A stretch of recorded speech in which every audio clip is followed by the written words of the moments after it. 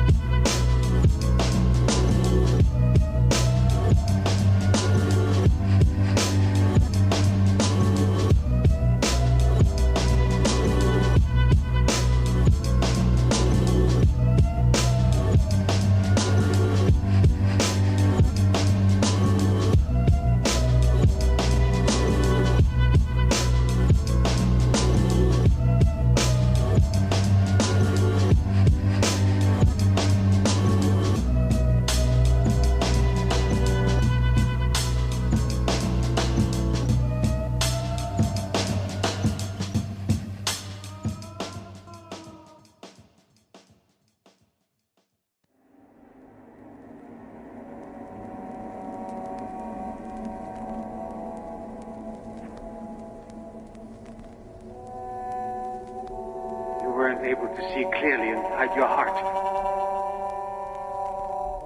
You've had me in deep hypnosis, and I asked you not to do that.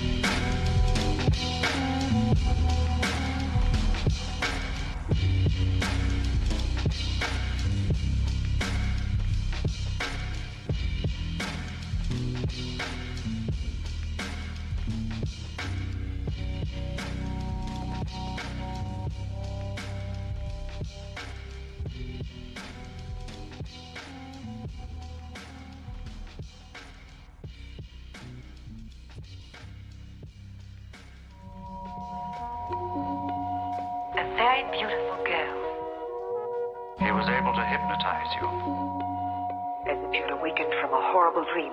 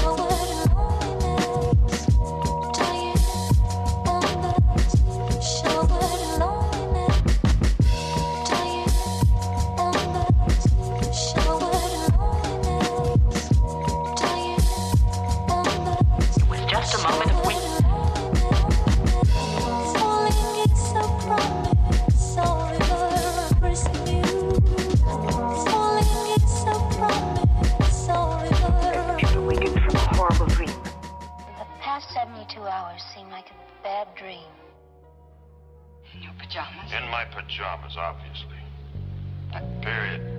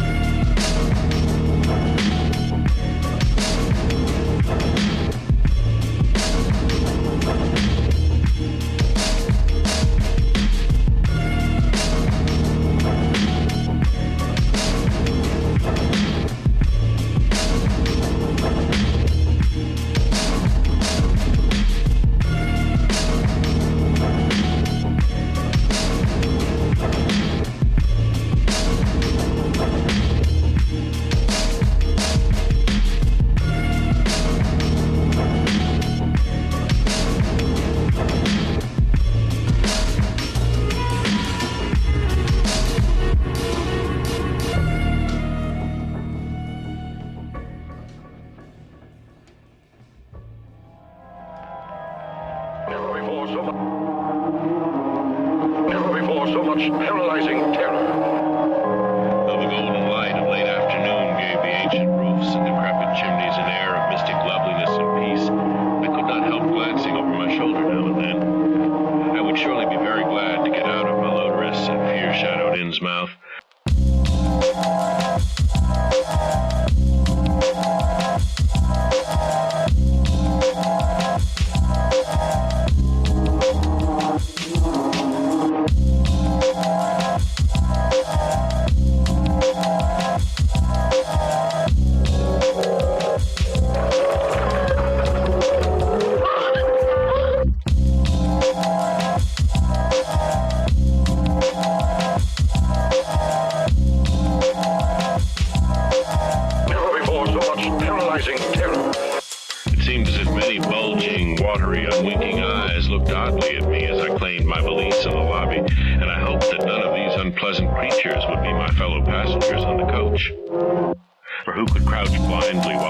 Of croaking, baying entities of unknown source flopped noisomely past, scarcely more than 100 yards away. I thought thought I was prepared for the worst.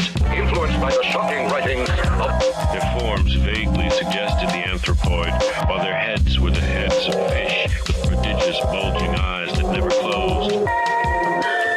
At the sides of their necks were palpitating gills, and their long paws were webbed.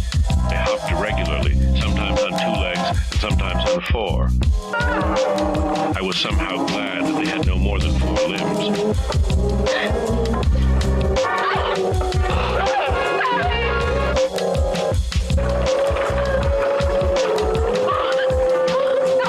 Their croaking, baying voices, clearly used for articulate speech, held all the dark shades of expression which their staring faces lacked.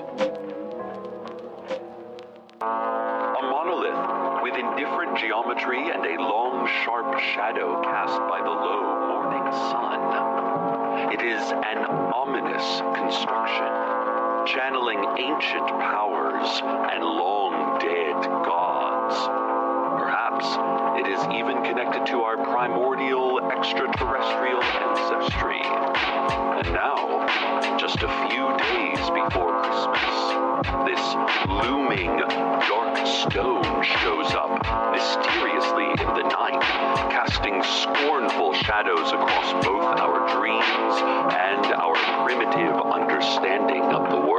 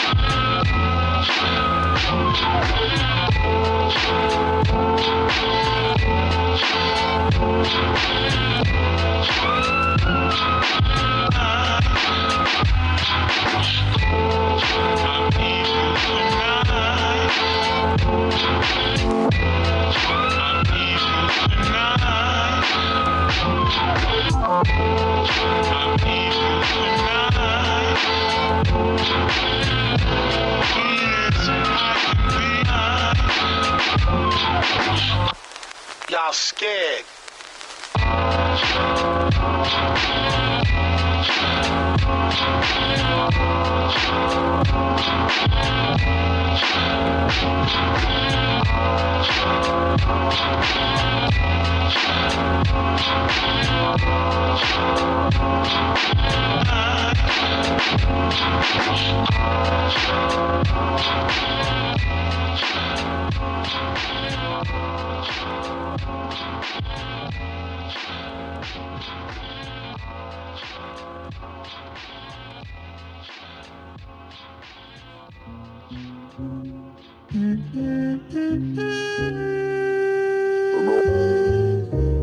Prince of Darkness, sleep soundly.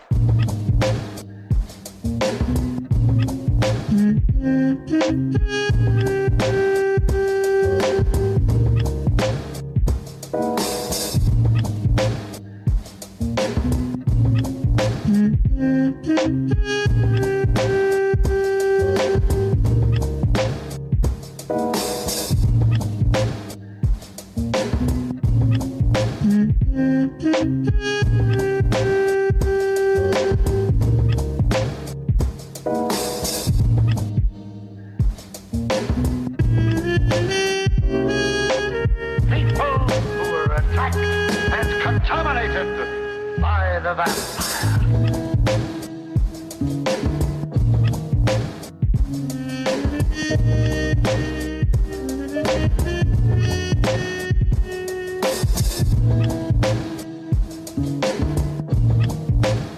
The gruesome vampire who terrorized the people in the mystical regions of Transylvania.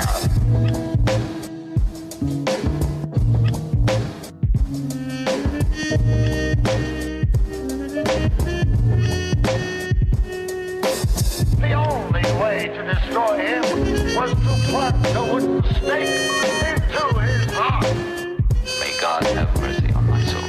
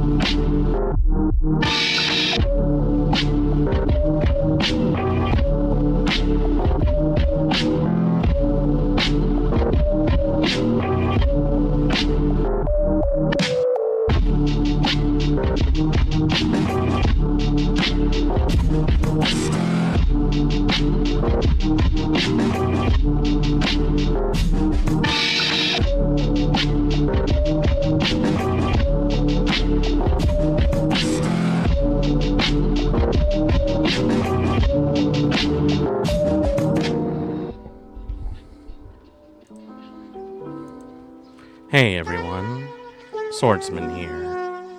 Welcome to the Crimson Sakura Lounge. Come on in, my dear friends. There's a chair and a drink waiting for you. Vet Boss, thank you for the follow and welcome to the Crimson Sakura Lounge. Hope you enjoy your stay. So, I actually already made a mistake already. I wrote down that it was day 17 of the Subathon, but it's actually day 16. So, that was a little bit of a brain fart on my end. This is what happens when I don't have my coffee break. Oh, well, thank you very much. I hope you do. Because today is a day of nostalgia and a day of relaxing. Now, I've been actually trying to look for some other games to play for spooky season. And I actually found a couple that would be good. Yeah, it's been a while, hasn't it?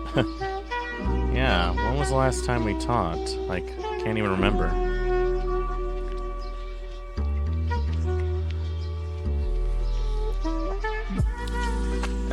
It's definitely been a while.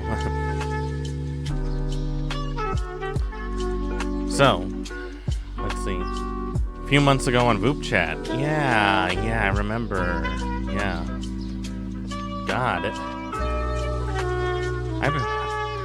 Maybe I'll hop on to later today to when the event is going on. I know Thursday Thrills is supposed to happen. I think they're supposed to have like a few guests over there too. So, who knows? Maybe I'll catch you over there. Well, in any case,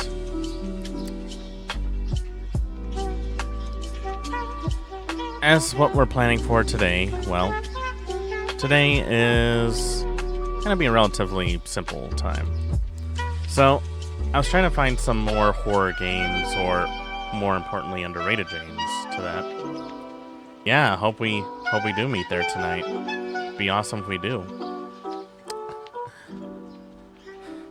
So, I ended up going to the Dreamcast once again, and I found that there would be some other games that I actually been meaning to play. And there was one that I actually wanted to try out for the longest time. Let's see if I can find a cover for it, because it's a game that a friend of mine actually got me interested in quite a long time ago. Now, when it comes to horror games on Dreamcast, there really is not that much coverage on them, surprisingly.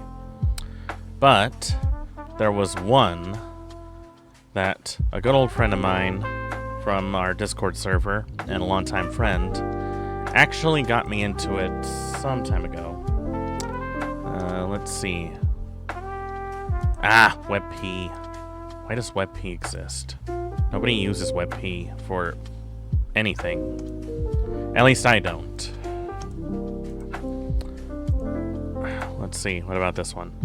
Another WebP. Could sworn there was one.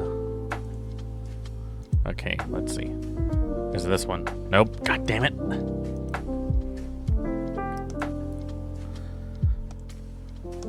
Let's see, is it this one?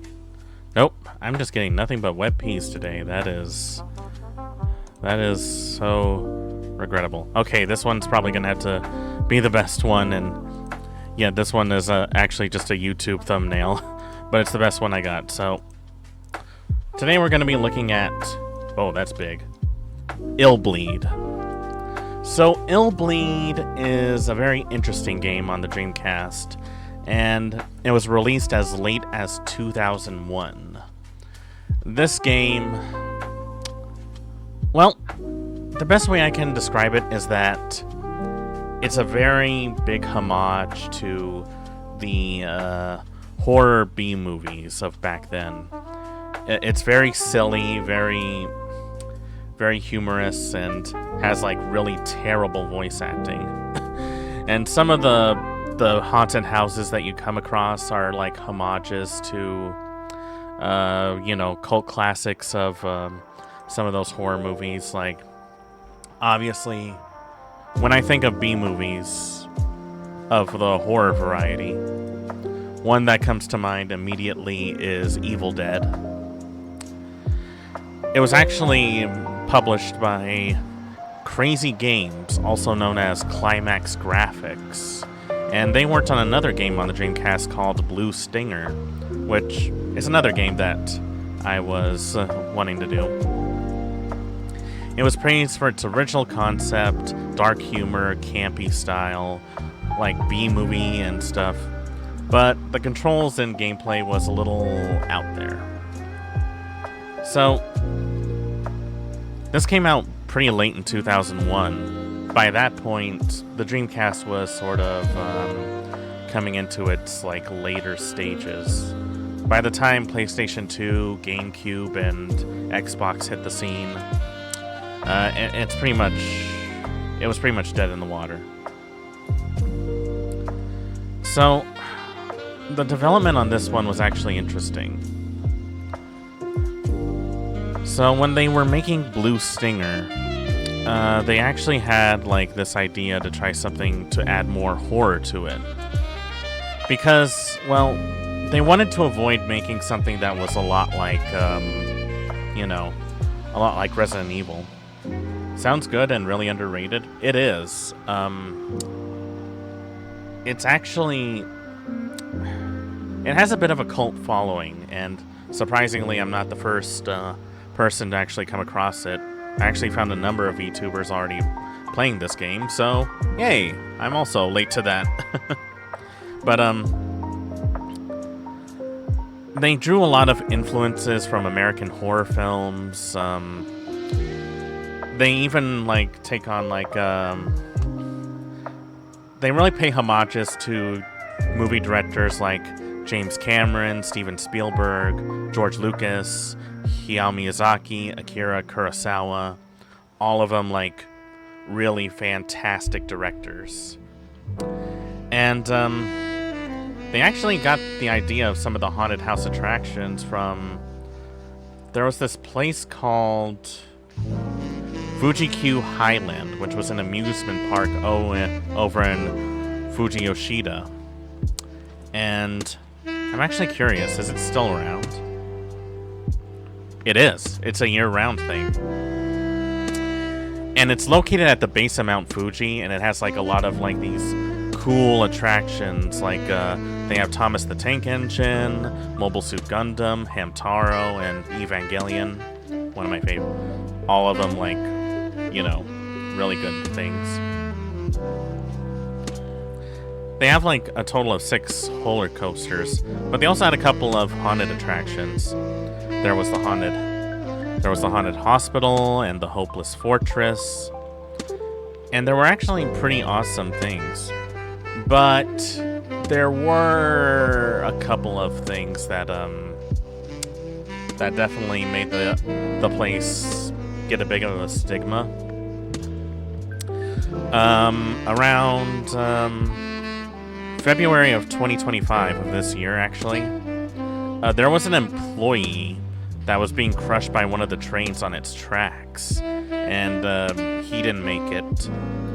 Concern was really raised by the media about that, and the train was unintentionally moving because for some reason they were doing maintenance, but somehow the train crushed him by accident. And because of that, they had to take like a lot more safety precautions in order to make sure that things went well. And apparently that wasn't the only thing yet. There was a roller coaster over there at one point. And for about a year, there were at least 6 visitors that were injured in there. And they had to eventually close down the coaster on 2024 due to safety concerns.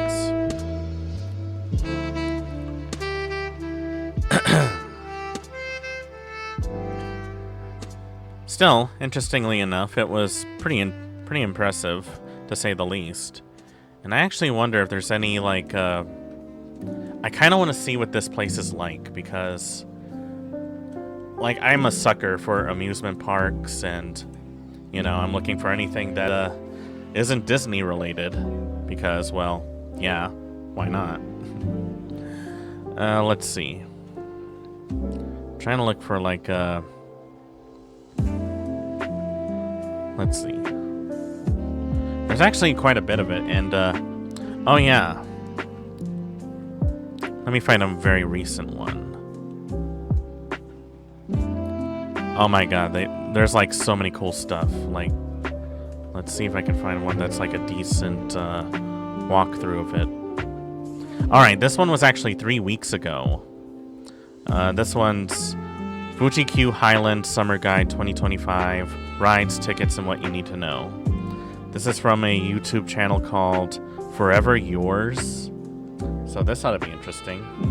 Let me just get rid of this for a minute. Let's pause the jukebox real quick. Turn that on, turn this on. Let me get this going. It's an hour long, but I'm pretty interested to see what this is. Because I really want to see, like, what this place has to offer. If it's anything like the Studio Ghibli amusement park in Japan, then I'm all for it.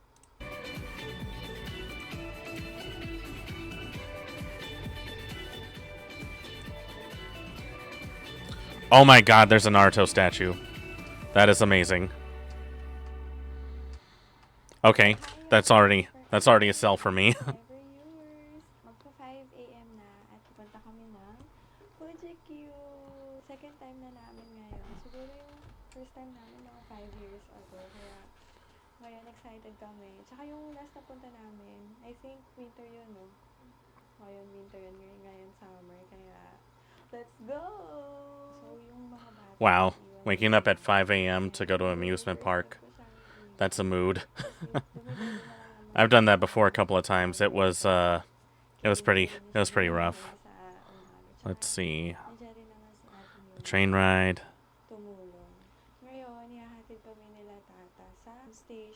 Let's see. Ah, here we are, right here. It took 5 minutes. Wow. They already have like look at this. They have like a gift shop that looks like a 7-Eleven. Guy smashing credit card. Where'd you get that? Seriously. Whoa, look at that. Oh, thank God. They have like misters for the summer. I imagine it gets pretty hot over there during the summer. God, look at this place. This is like a real...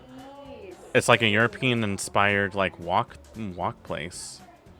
There's like a little strip mall here. Oh, look at that, a mini Eiffel Tower. That is so cool. So they have like a whole European theme going on in one of their attractions.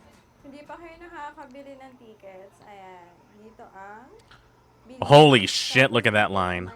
Oh, but they also have like an e-ticket kind of thing.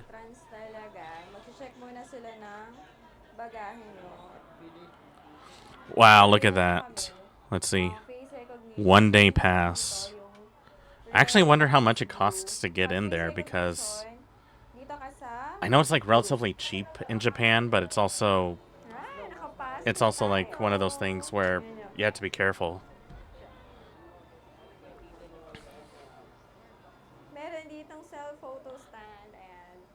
Oh, that's neat. They have like a little stand where you can take a photo.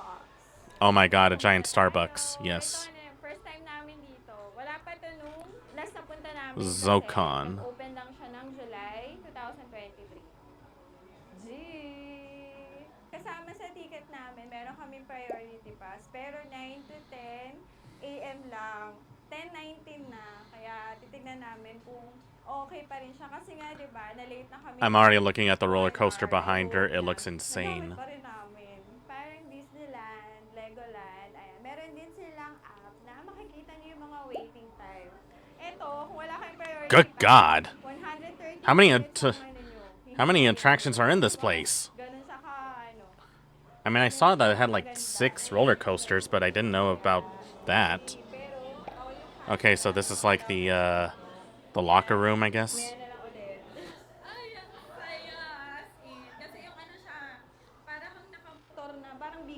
Let's see. I want to see like one of the rides.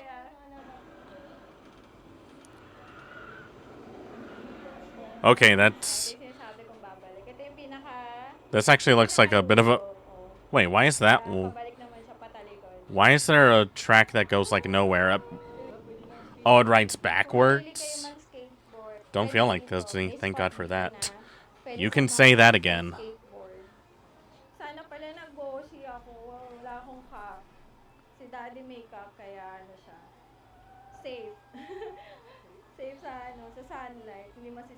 Hindi kaya ang init, kaya bili kami ng cup. Ito siya. Nice hats. I mean, you gotta have a hat when you go in one of these places. That's like the first thing you should buy. Bili kami nito, green siya. Pares kami ni Daddy. Riding backwards is interesting. Also dangerous. Like, that's crazy. Wow, they got snacks that look like Mount Fuji. I actually wonder how Yung mga ref magnet. a lot of magnets. Oh, it looks like a little lantern. That's cool. Nakapag-charge For siya your ba? charging cables. Power ano siya? USB power adapter. O diba, ayun o, lahat ng ano meron, 4. Wow, it's got like 2,860. 4 different USB ports. That's a little charging dongle. Oh, and it looks like a geisha. Ito na yung Capco. You should look at amusement parks in Norway, where I'm from. You really? What's one place that you know of that would be interesting to look at? Oo, kito mga design. Tapos ito naman, ano siya? Wow, look at that pen. That's a real nice pen. 770. Sa mga mahilig mag-inom. Ayun o, cute naman. What is that, like $7? 6 then? Nice little shot glasses. Pero ang cute kasi o. Ano siya? 550 yen lang, di ba mura? Tapos ito merong double wall glass. The one I know of is most Tusen Fried. I hope I'm pronouncing that right. My Nordic is like really garbage, so I hope I pronounced that one right. Tusen Fried. Huh. I have to look that up. 880 yen. For chopsticks? Okay na, dahil makeup na ako, hindi na ako masisila. Pero nga lang yung aking arms, mas lalong mangingitim. Although, meron naman ako palang, Oh, okay. That's good. Let's see. Pero sige, namnamin natin ang init. Babalik naman yung color ko. Ngayon lang yan baka next summer hindi na ulit. Oh, hell no. I hate those death drops. I hate death drop rides like that. That is a no. I would shit myself. Tapos biglang babagsak. Ay, nako. Sa no.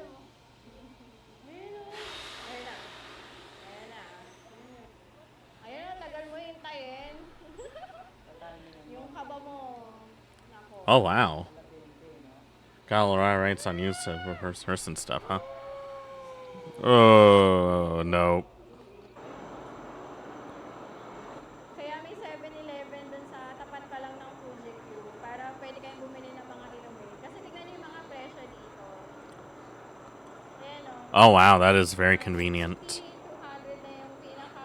What the shit? Like, this is like so cheaper than what you would... Parang doble. Like, these are like so convenient and so cheap.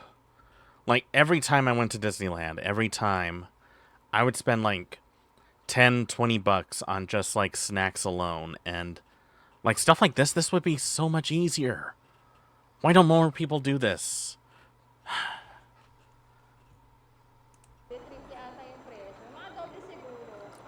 And you can pay with your phone. Like, that's a bonus. A little more of a traditional marketplace over here.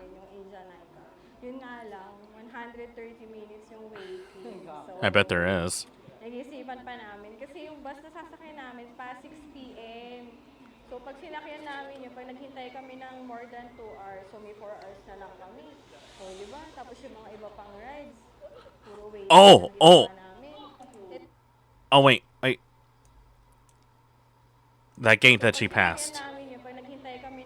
Let me see. I'm trying to see if I can get a good look at it. Right?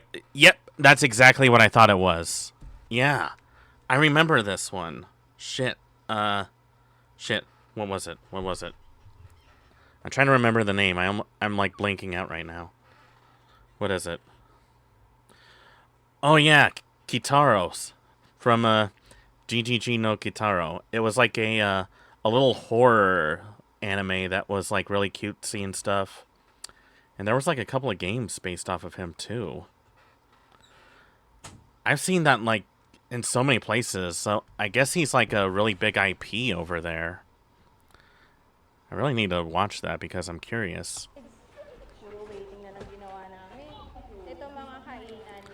Oh man, look at that burger. Wait, they put a crepes and a takoyaki? Sa popcorn.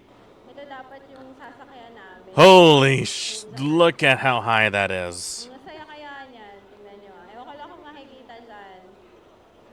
Ayan na. Oh, Lord, what is that?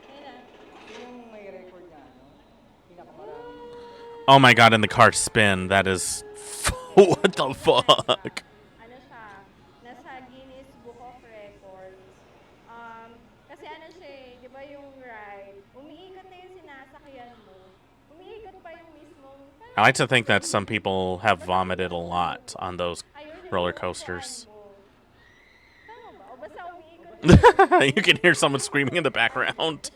pinagkakabitan ng upuan mo. Umiikot din. Nagigets nyo ba? Kaya ano siya, yung pinaka-most spins. Tsaka, Let's see. fastest... Japan's first roller coaster that gives riders 14 inversions throughout the ride, which has been recognized by the Guinness Book of World Records.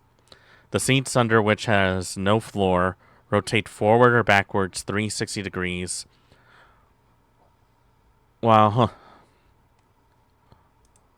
the coaster is running and taking riders into another dimension. What the fuck? Overcompensation much? They're screaming like crazy. Diba kanina sabi ko ayoko, pero ayan. Ano lang siya, 30 minutes waiting. 50 meters high. Tapos, talagang mga ilang seconds kang kakabahan kasi, diba parang yata mo yung heart mo. Pero ang ganda ng view, ganda yung Mount Fuji. Tapos yung unang, sa akin yung unang kalahati, ito talaga yung parang yung heart ko. Oh, they didn't show her on the ride? I guess they have like rules about what they can do on filming on the rides. And then syempre yung timing pag nasa taas ka na, tinry ko magbilang sa isip ko gaya nga nasabi ko 20 seconds. Sakto naman kaya nakapaghandaan. So, that's pretty interesting. Like there seems to be a lot going on here, but I think it's just them walking around. They're not really getting on. They really can't show any stuff on the rides or anything. Let's see. Alright, before I look up on that other amusement park that you mentioned, I actually want to see. Yeah, there's a haunted house over here. That looks pretty interesting. This is called Haunted Hospital. Apparently it's one of those things that, Now, if there's one thing I've learned about Japan is that a lot of their horror stories and a lot of these ghost stories they have usually take places in schools, hospitals, even like apartment complexes or abandoned villages. So an attraction with a haunted house that is based off of a haunted hospital is a peculiar choice. So I want to see what that's all about. So let's take a quick look at this.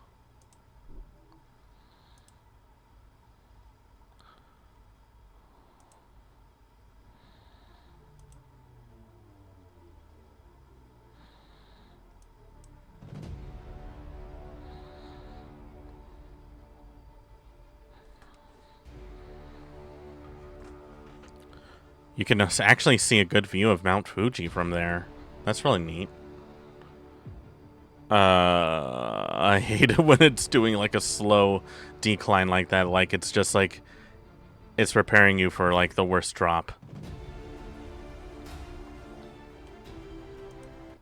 Oh wow. They actually have their own little attraction based off of Naruto. That is so cool.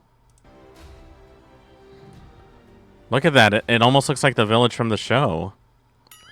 Oh shit, oh my god, they actually got the statue of the frog. That's awesome.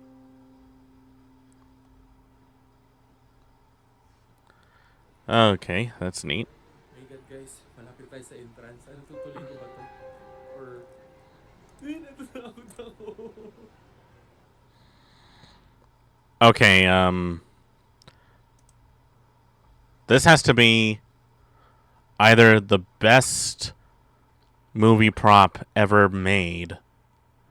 Or they actually took like an actual hospital that was derelict and put it in the amusement park, which I don't know how to feel about that. Okay, already we got like something hanging from the ceiling. That's cool. Oh, they have like found footage stuff? Shit. Oh, fuck you son of a bitch. Why you gotta do me like that?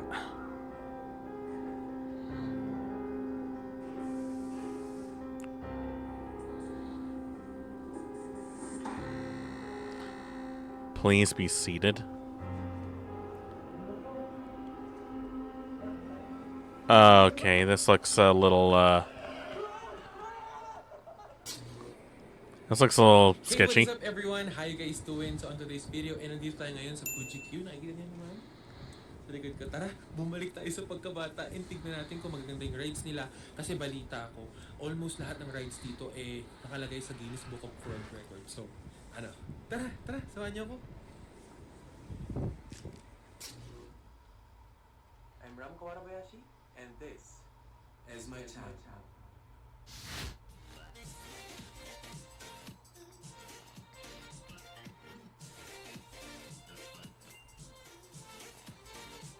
Well, he's definitely got a style. I'll give him that much. Definitely not pandering a lot.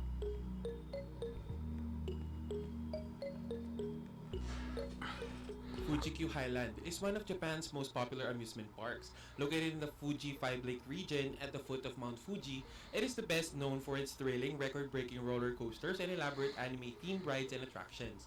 The park strives to be at the forefront of theme park entertainment and has been constantly opening new rides and attractions, including Guinness World Record-breaking roller coasters. Send me a video? Yeah, that would actually be awesome. Like, yeah, drop me a link whenever you can, I guess.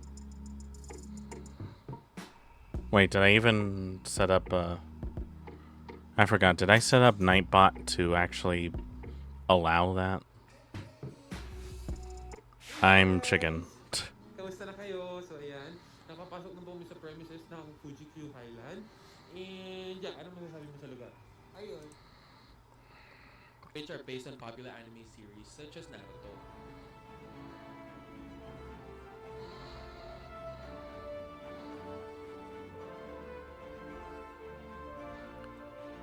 Send it to me in DMs? Yeah, that works too. Wow, look at these statues. Real nice work. I wonder what he's reading. There are a range of traditional rides such as a teacup, Blood's Doom, Pirate Ship, and Drop Tower types rides. A Ferris wheel, carousel, and sky swings. Seasonal attractions such as ice skating rink are also available. Restaurants. Oh, they have an ice skating rink? That is cool. Games are spread out around the park. I've never heard of an amusement park that has an ice skating rink.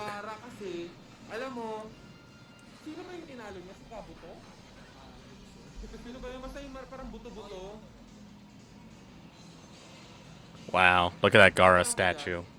Look at this. Hey, if there's anyone who can know where to source me a statue like this, reach out to me because that would look great in my bedroom.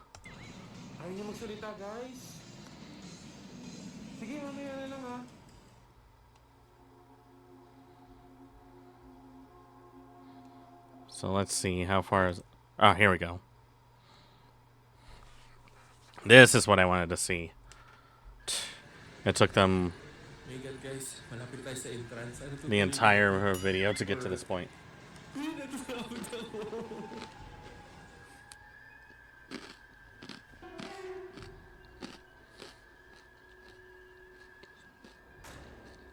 Yeah, this place looks sketchy. Oh, thanks, Ved. I'll be sure to take a look at that. Nakabili na kami ng ticket and I'll explain to you later guys kung paano siya nabibili.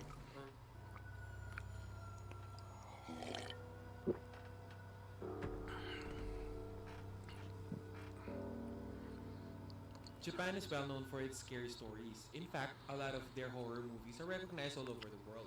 If you are an avid fan of anything terrifying, Japan is definitely the place to go. One of the places you should check out is the super scary Labyrinth of Fear at Fuji-Q Highland in Japan's Yamanashi Prefecture. The super scary Labyrinth of Fear is a haunted house that is said to be the longest Not a and lot of scariest house of talking, just horror in the world. POVs and The showing setting info for on the this rides and how particular intense they horror are. house is a haunted Oh, hospital. perfect. The total distance of the attraction from start to finish is approximately 900 meters, and you will be allowed to walk freely and explore. Instead of machines, the super scary Labyrinth of Fear has real people scaring you out of your wits. They will jump in front of you, scare you, and even chase you after. Wow, that is actually pretty intense.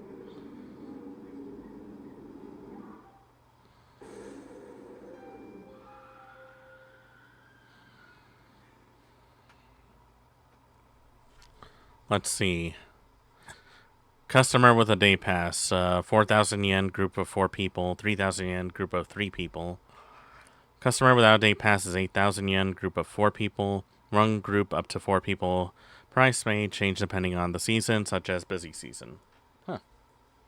Not much videos out there with English talking, and more videos in our own language. Well. You know, you win some, you lose some.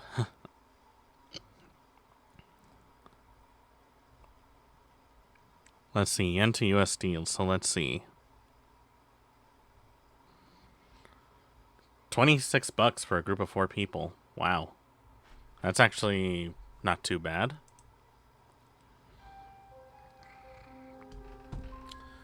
Oh, but the prices change depending on the season, huh? Interesting.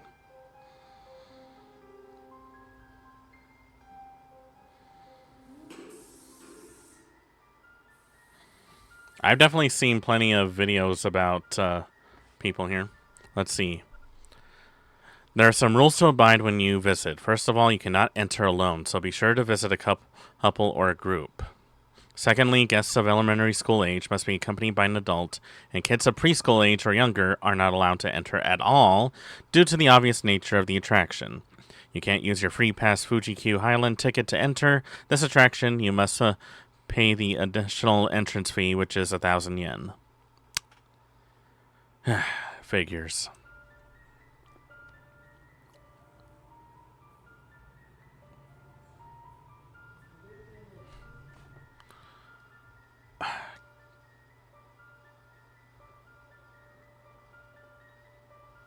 Huh. Well, this definitely looks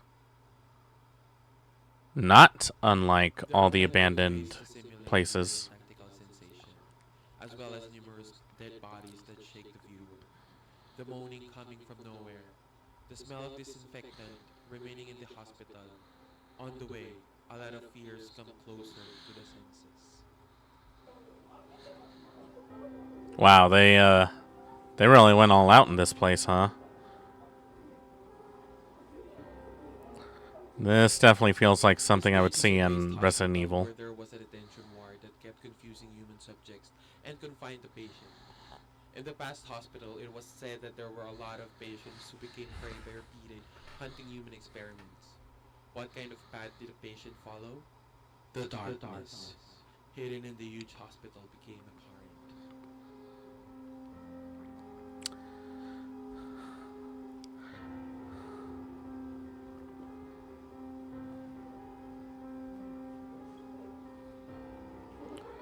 You know, I've been to a haunted house before.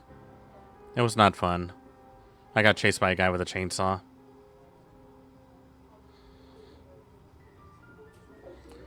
Don't get me wrong, I like horror as much as the next guy, but there's a limit to where I'll go.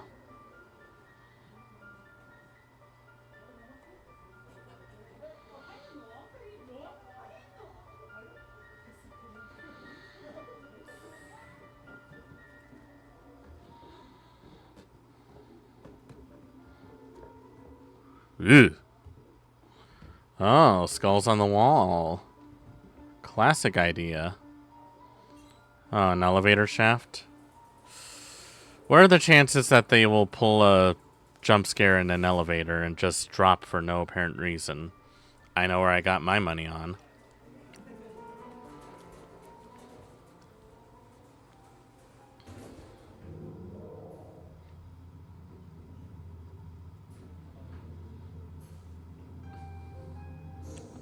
I'm like waiting for someone to come out of the wall and just burst out there screaming.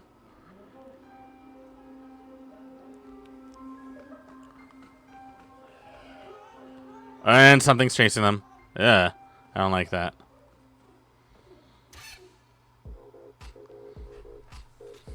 Oh, well, that wasn't much of a showcase. I mean, I don't know what I was expecting. I mean, it's a haunted house, not like an actual ghost town, so guess I can't be too upset, but still, what a pain. Let's see. Let me check my DMs real quick. Oh, there you are. Let's see. Ah, here we go. Let's see. Tusenfryd Park, Oslo. All major attractions in 10 minutes. This ought to be interesting. So, this ought to be worth a visit. Let's take a look at one of them.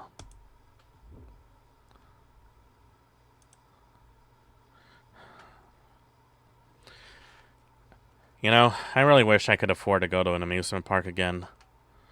And after learning all about Disney's current escapades, I could definitely use something that's not Disney related for a good long while.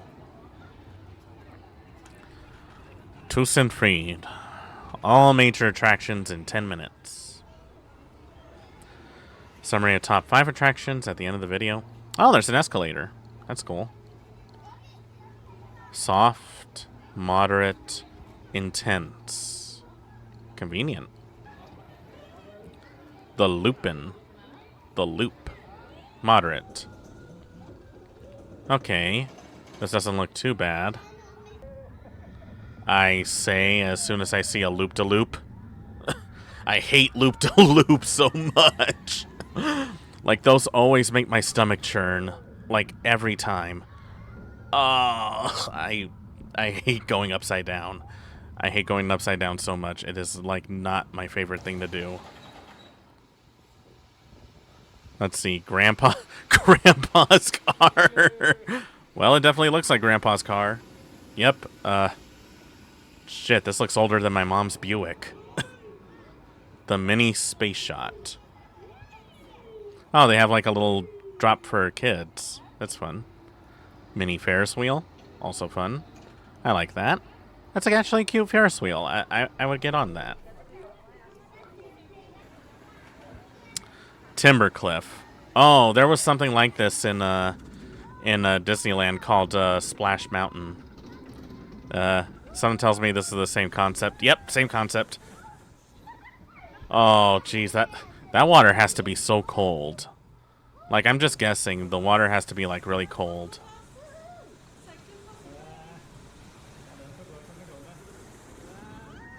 Ooh. Huh. I was expecting a larger drop than that.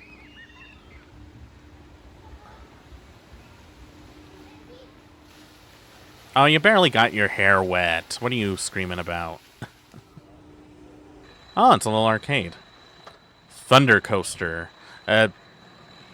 Sorry, GoPro not... Wait, is that coaster made from wood? What? With... Hold the phone. Hold the phone. Hold the phone. Hold the fuck up. Okay, hold on there.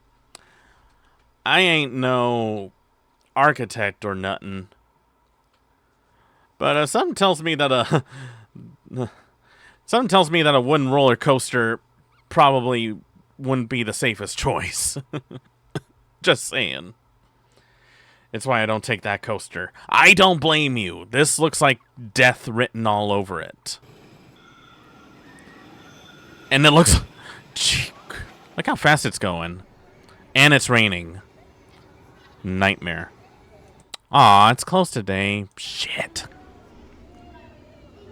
Wait, is it raining or is it snowing? Wait, which is it? Variable weather conditions today. Hey, bumper cars. Those are always fun. Bump. Ah, carnival games. Now, I got nothing against carnival games. I just suck at them a lot. Speed Monster. I took it 2 times and I regretted it. Made my head hurt from the loud noises in the tunnel too. You know, there's like so many roller coasters I can think of that did that to me. Space Mountain in Disneyland did that to me. There was also this, there was this one attraction in Universal where it was like, it wasn't the Jurassic Park one, it was another one. It was like you were going on a high-speed chase, and you kept jerking around, getting tossed around and stuff like that. The noise gets real loud. Yeah, I bet. Let's see. Speed Monster. How fast is the Speed Monster? Well, the car looks like a race car, and... Okay, yep, that's pretty fast. Yep, that's pretty fast. Ugh, another loop-de-loop. I hate that. I hate it so much. Why are you putting your thumbs up? Why are you trying to be cool? Oh, Jesus. Oof. Frick. Okay, that feels... That feels like that would really get your stomach put in different places. Wow. I have never seen a 2-leveled carousel like this before. Every place I go, it's always just one large room. I never seen one where there's like 2. That's a neat one. It looks pretty old. That one also goes over the escalator at the beginning. Oh, great. For the nightmares. That's awesome. Traffic Joy. Oh, there was like this one like that in Disneyland too, where you can actually drive like little cars. The butterflies. Oh, that's kind of cute. I like that. Little pedal cars. Sky Coaster. Wait, Sky Coaster. Only attraction that costs extra. Wait, that's not a coaster. That's a zip line. That's a zip line. What the hell are you talking about?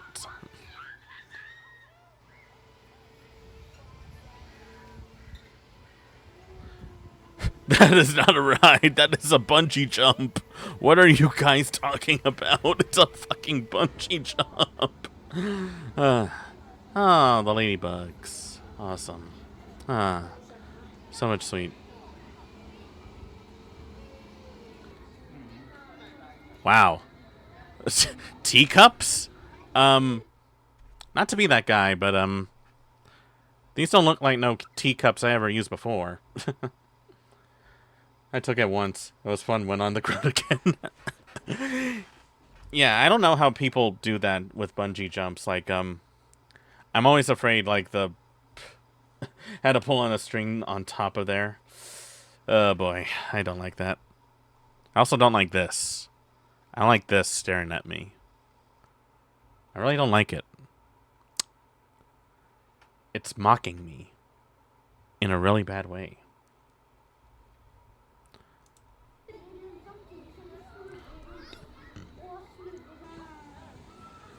Fried's house.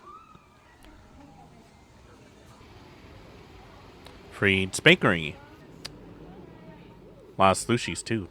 Yummy. Spin Spider. So we were the one that started. Wow. So what is Spin Spider? Oh my god. Sensory overload.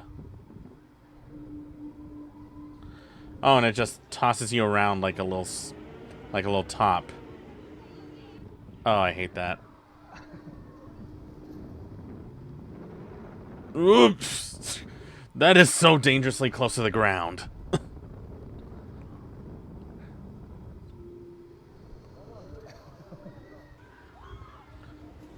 Oh god, no.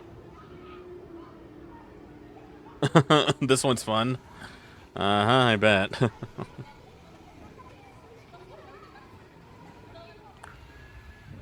The canoe. Oh, I've seen rides like this before. This is pretty common in carnivals. Like, there's one like it.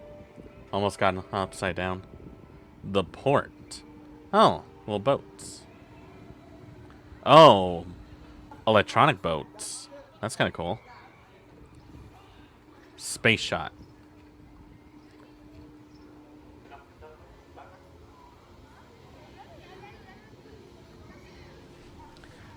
But it stops at the end. Oh, that's good. I never did like rides like these. I see them all the time in carnivals, and I'm like, no. This is not my idea of fun. I don't like death drops. Morgan Kane City. Oh, it's like a little old west town. Oh, that's neat. I didn't realize that there were old west towns in foreign amusement parks. Wow. Look at this. Uma Musume before Uma Musume got popular. This is what horse girls looked like before they were turned into anime girls.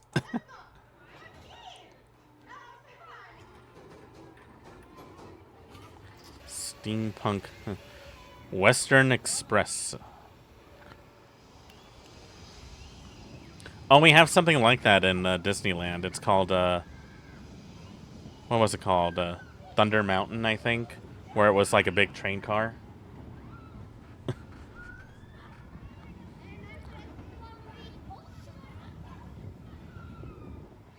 Huh. Not as fast as I thought it would be. Water fight. Oh, is it like a...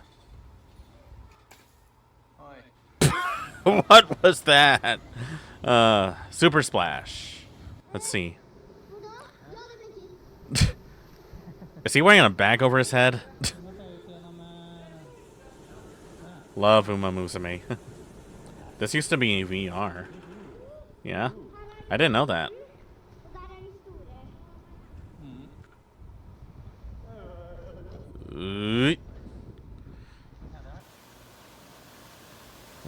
Shoop. And around. I'm waiting for like the big splash.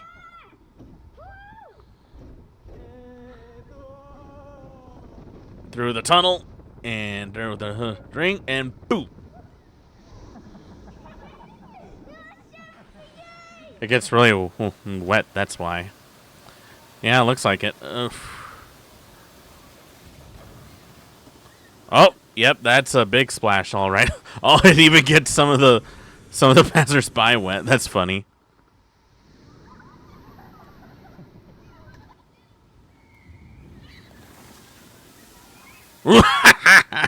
Oh, now you're running. Now you're running now. Let's see.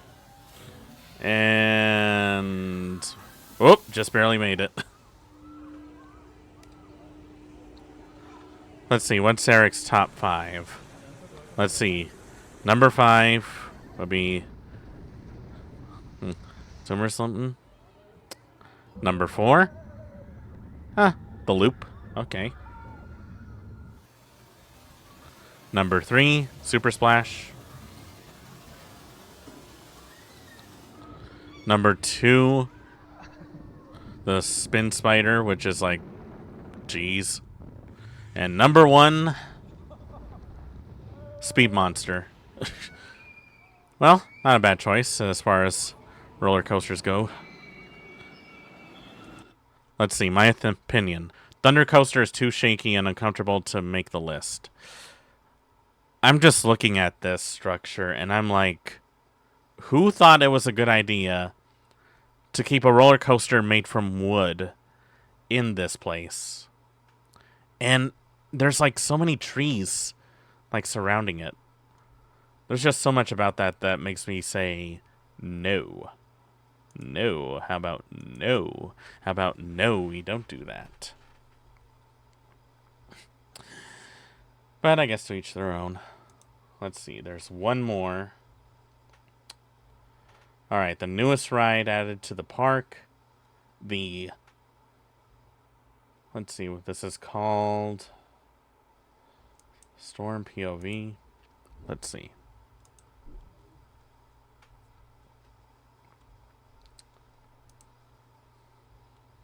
He missed a few. Maybe this is an old video. He missed the other water ride. Oh, there's more. Huh.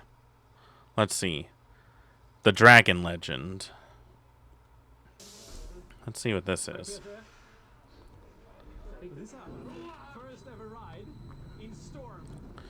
Oh my god, is this one of those things where you're like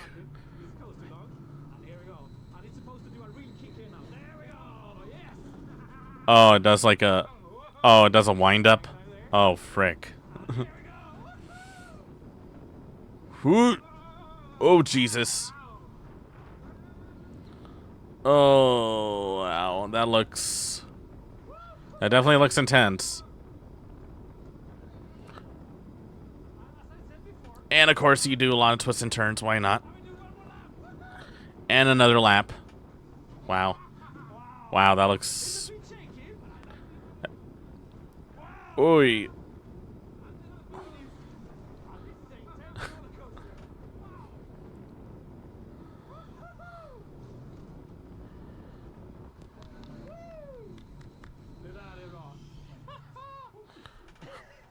That was actually kind of fun. Upside down ride. Yeah, it looks like one where you like where there's like no bottom on the floor. Well, that's really neat. So Tusen Freed. Well, if I ever decide to save up money to take a trip to Norway, I'll definitely pay a visit over there. It looks pretty interesting. I would definitely give it a try. Let's see. How much time has passed? I think we got time for one more. So let's see. Suspended upside down. Ah, gotcha.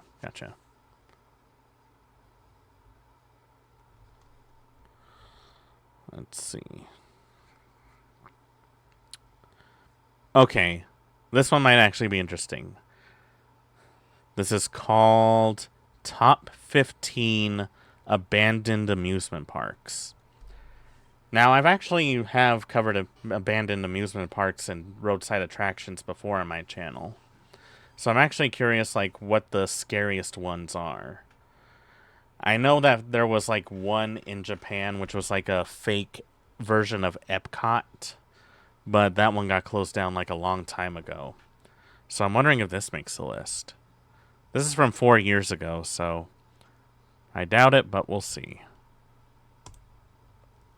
Ever since the first enclosed amusement park was opened in Coney Island in 1895, they have become some of the most popular entertainment venues in the world. There are now almost 1,000 parks around the world, but for each one that becomes a commercial success, there are countless others that have fallen to disrepair and ruin.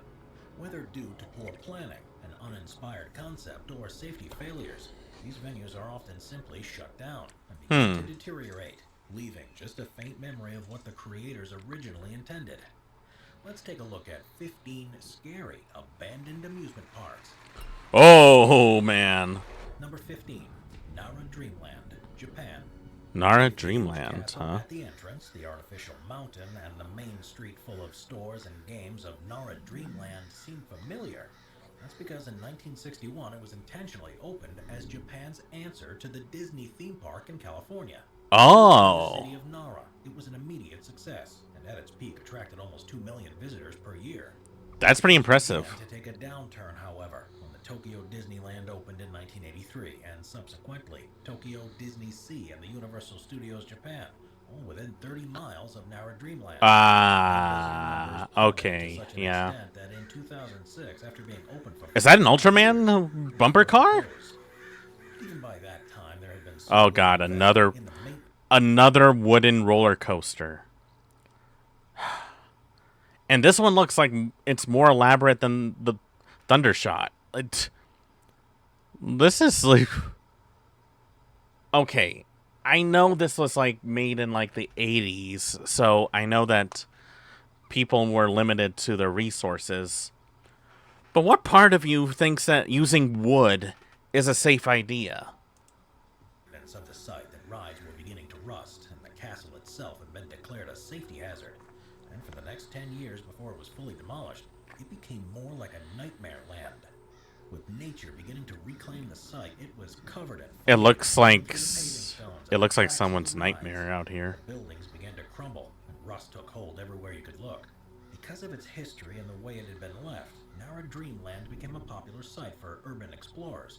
But because of the increasing risk someone might seriously injure themselves as they walk through the decrepit structure. They left behind the arcade machines. That sucks.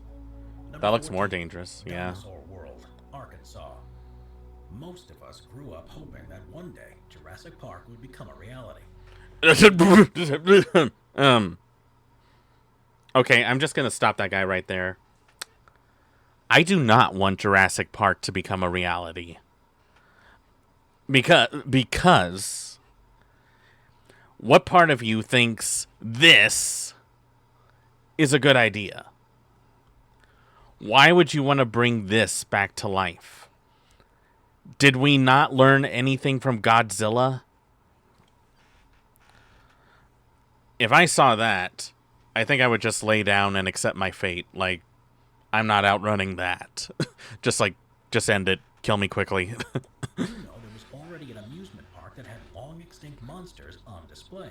Man, look at that thing. Dinosaur World. It was opened in 1967 in Beaver, Arkansas. When it opened, the 65-acre site was by far the largest dinosaur park on Earth. It featured more than 100 different life-size statues of dinosaurs and prehistoric creatures, and also had a dedicated area to mythical beasts too, which during the I don't want that as a reality. I don't blame you. King Kong statue. Oh shit, they killed King Kong. The problem the dinosaur They killed the monkey. faced, however, was that the only attractions it had were the statues and several smaller rides, and simply couldn't. The giant spider. I don't like that. I hate that. I hate that so much with a passion. Park seen as a prehistoric entertainment venue by modern standards, and it was forced to close for good in 2005. The statues were left in place, though, and in many ways, it's now more interesting than it ever was. Dead ass. Most of them still stand in place, surrounded by They wrote dead ass on the Triceratops.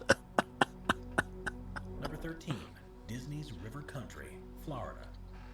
There's no doubt that Disney has built the most famous and successful amusement park empire in the world.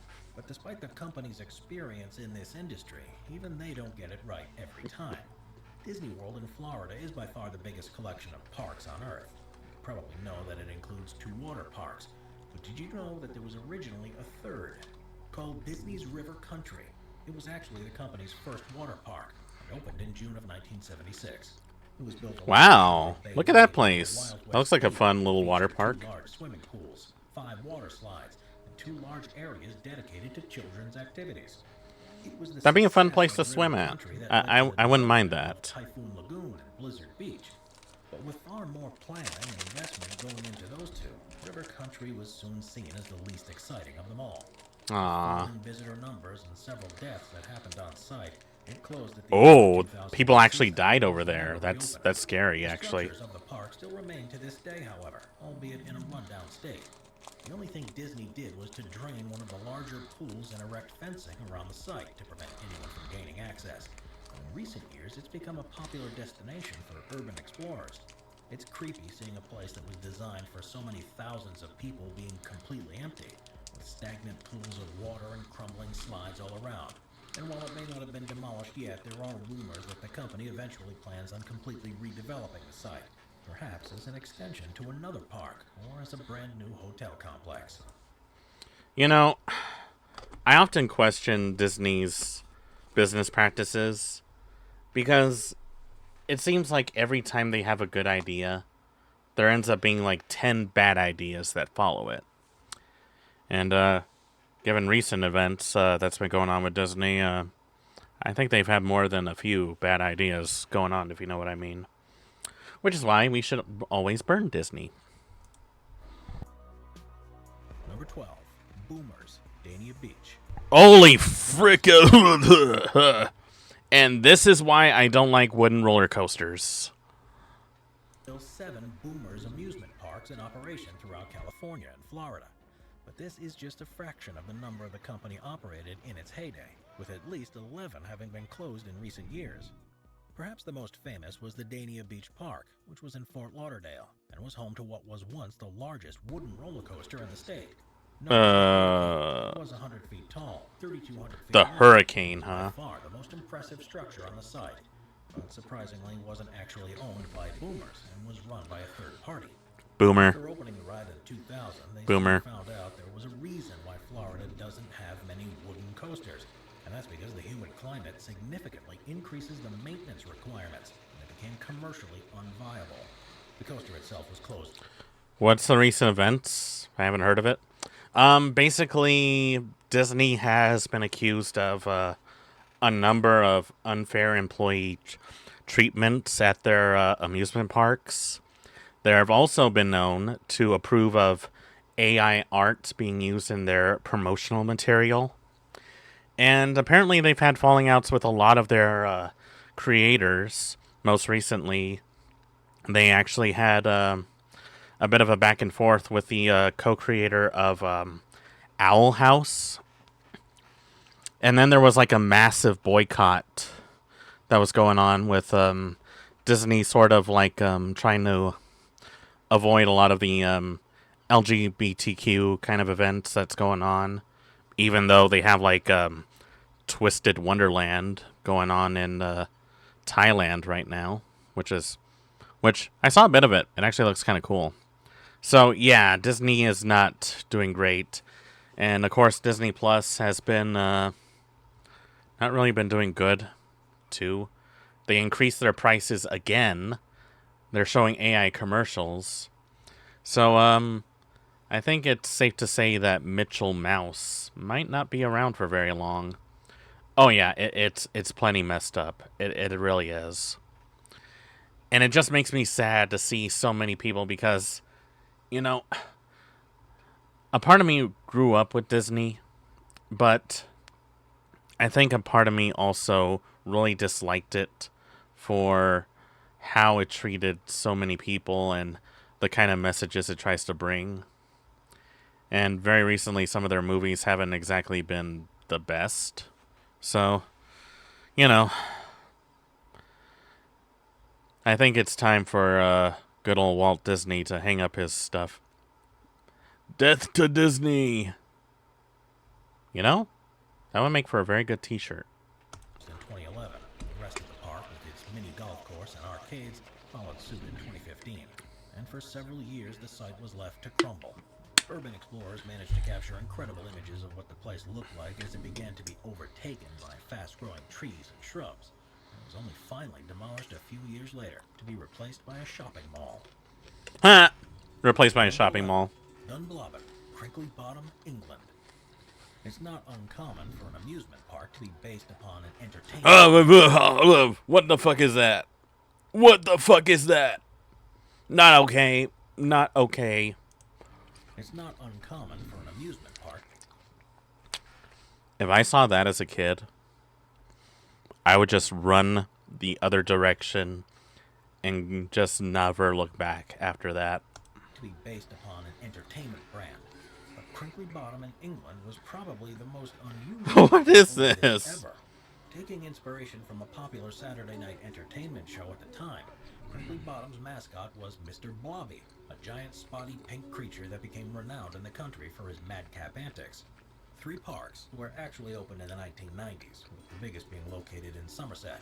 Dunblobin, a recreation of Mr. Blobby's house, became one of the focal aspects of the park. But due to lack of interest, the funding was pulled less than a year after opening, and the park removed all references. Oh my god. Home, it was... Jesus. Good God, England, you really let yourself go on this one. Jiminy Christmas, how do you let it get this bad? Sealed off and forgotten about until the 2000s, when a group of urban explorers rediscovered it. It didn't matter that it had fallen into such a state of disrepair, and as such, a nostalgic link to the 90s. What remained of Dunblobin became a site for illegal raves and parties, and the polystyrene toilet was removed and placed on display in an art gallery. For fear of injuries and lack of control over what was happening there, the landowner was eventually forced to demolish the entire site. sadly, Thunblobben was removed for good. Yikes. Number 10, Yongma-land, South Korea.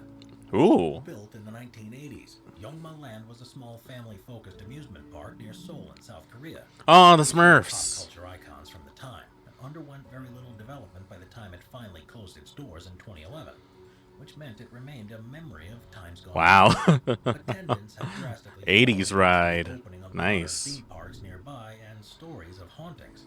But rather than demolishing the site or preventing anyone from accessing it, it's now gained a new lease of life by welcoming visitors who want to see the park in its ongoing state of decay.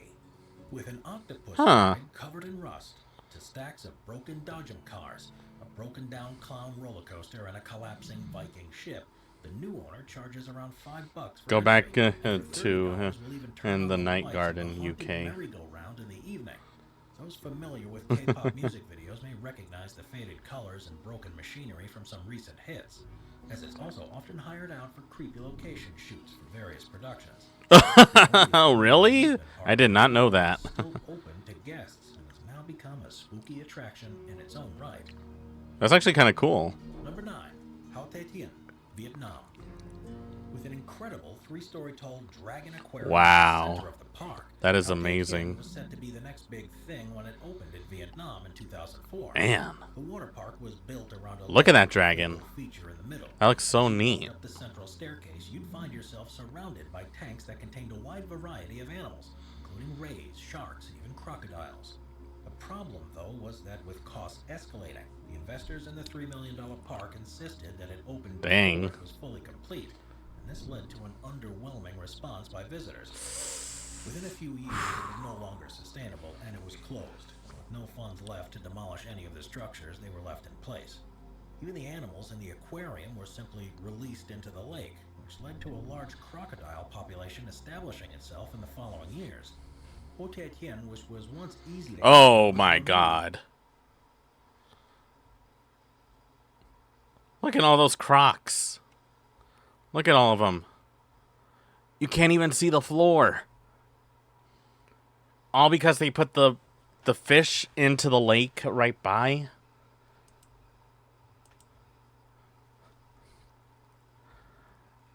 Like, how do you even take care of something like this? I'm gonna need a machine gun, not animal control. From all the guidebooks, and access was restricted, meaning only those who knew exactly where it was were able to return.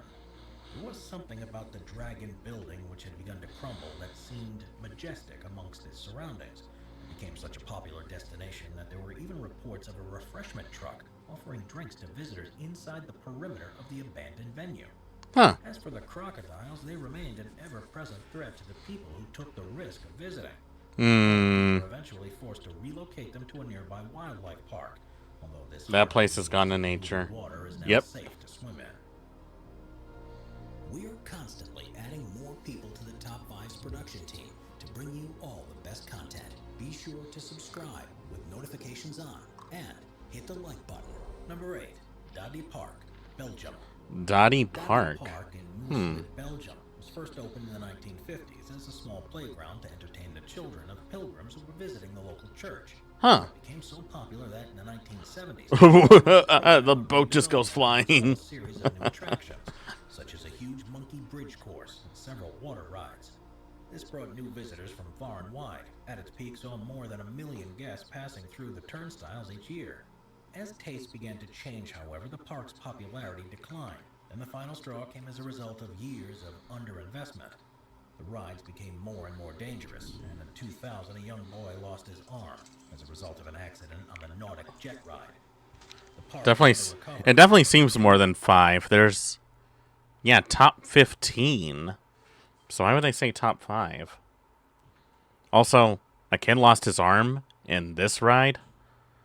Yeah, I think that's a good sign to close the place up. Years it was permanently closed. The larger rides were taken down over the next few years, but most of the other structures were left in place. Now overgrown, you can hardly tell that it used to be such a busy park. The only clues of what used to be there are the occasional metal railings and derelict buildings. It's become famous within the urban explorer community for the relative ease of access and the unusual objects that remain, many of which have religious influences. But because the authorities became concerned by an increasing number of people who were trespassing Ooh, outside, rock the boat, baby. More of the buildings. Plans are now underway to convert it into a hiking trail. Number 7, Ghost Town in the Sky, North Carolina. Oh, First opened in that's May kind of cool. 1961, the Ghost Town in the Sky was a Wild West theme amusement park in Maggie Valley, North Carolina. Built at an elevation of around 4,600 feet at the top of Buck Mountain, it was often called North Carolina's Mile High Theme Park. Built at a cost of $1 million, the owners enlisted the help of locals to faithfully recreate 40 replica buildings for the western town. Yeah, they call it top 5 and they do a top 15.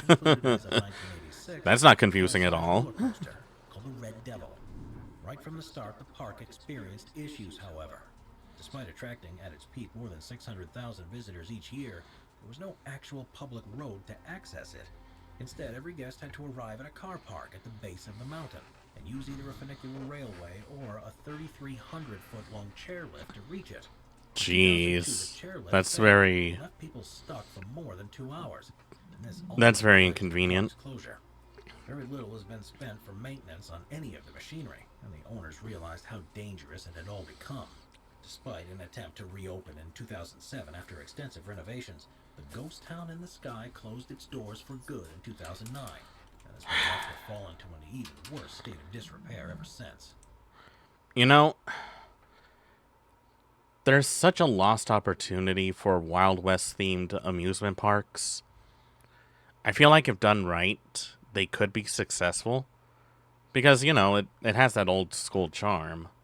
But I feel like there has to be a balance on how you do that. There are still hopes that the investment will be found to try to reopen it again, which means that for the time being it's been left to rust away and has become a thing of legend in urban explorer circles because of the difficulty of accessing the site. It's now just like an Red Dead Redemption 2 park. Imagine that. Taking pictures with a giant Arthur Morgan. Number 6, Pripyat Amusement Park. When amusement parks are Pripyat. for the first time, it's often cause for huge excitement and celebration to the local community, who are able to take advantage of the new facilities for the first time. In the case of the newly built Pripyat Amusement Park, however, this anticipation soon evaporated because just days before the official opening, something terrible happened. It was April of 1986, and with the final touches of paint still drying, the park was ready for the grand opening at the beginning of May. Early in the morning on the 26th of April, one of the worst nuclear accidents to ever take place happened at the nearby Chernobyl. Oh, fuck. Oh, fuck. Oh, shit. Like...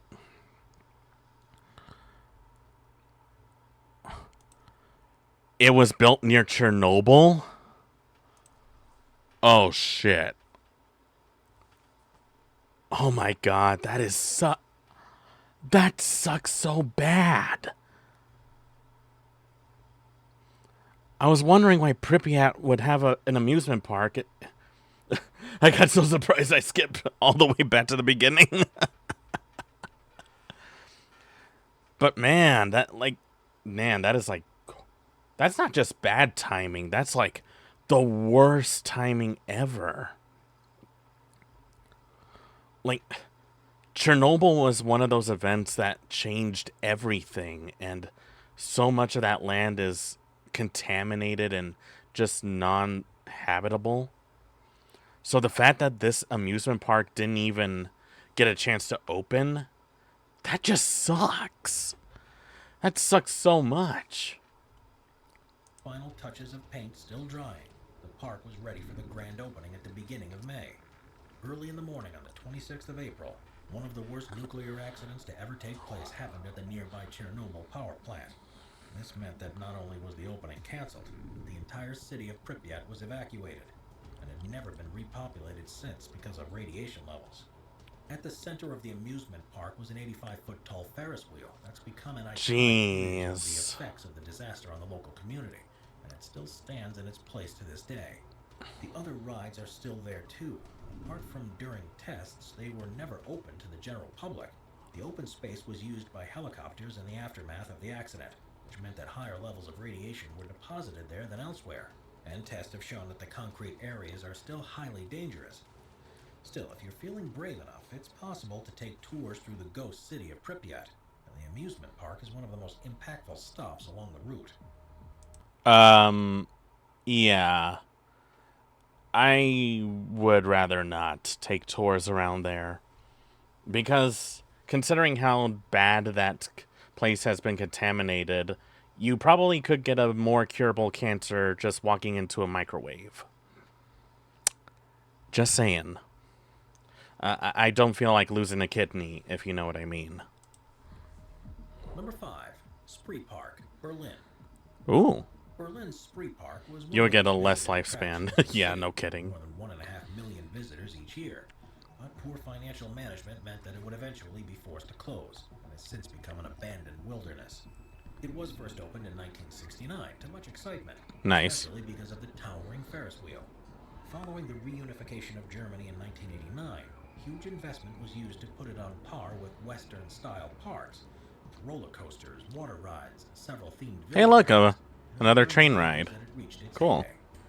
The lack of transport to the park, though, meant that they were never able to attract enough people to recoup the huge investment. The fact that the Ferris wheel is still spinning kind of concerns me. Closed in 2002. Some of the rides were shipped to Peru to try to Wow, look at that cat. Buildings that remained were left to fall apart. That face on the chair. For now, it remains a memory of what once was, and it's occasionally open for performances, festivals, and screenings of movies. This is such a big... This is such a... Look at how much space there is. Now, hey, that means you can still ride the wheel. I'd rather not. But, like, look at all this. Like, there's so much real estate here. This could be put for better use. Like, you could build, like, a hotel, or, like, maybe a little, like, a nature reserve for animals, or maybe even, like a little sanctuary for homeless people. Like,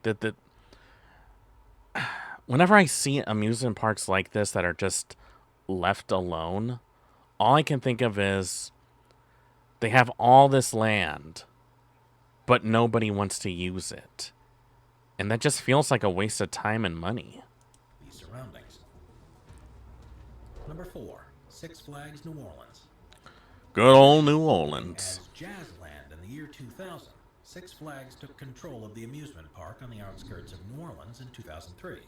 They had high hopes for what they could do with the venue, but unfortunately it was flooded during Hurricane Katrina. Oh, right. So, if you guys are familiar with your history, Hurricane Katrina was considered one of the worst disasters to happen in the southern part of America. And a lot of people died, and a lot of places were destroyed. And it was mostly due to the fact that the flood walls were just not built properly, and the response for that was just so delayed that so many people lost their lives because of that. There were people who were trapped on the roof for days before someone finally helped out to rescue them. So the fact that this was destroyed during Hurricane Katrina, like, yeah, that's bad.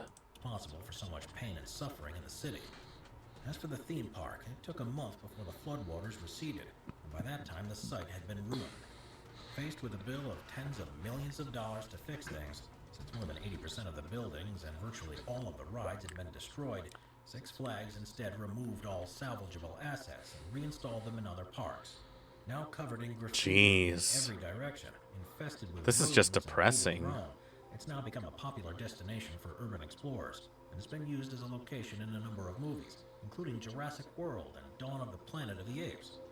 Huh. Neat. Number 3, Joyland, Kansas. Opened in 1949 and only closing 55 years later in 2004, Joyland was once the premier amusement park in Kansas. It had 25 rides, including an amazing wooden roller coaster.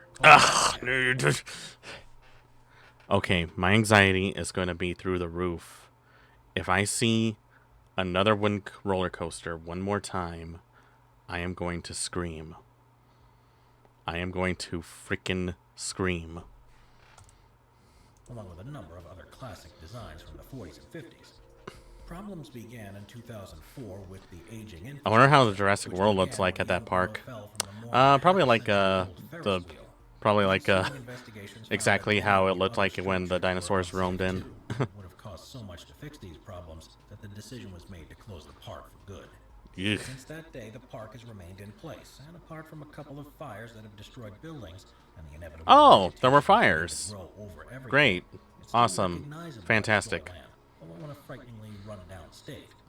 This might not be the end of the story, though, because the site was sold in 2018 for just under $200,000.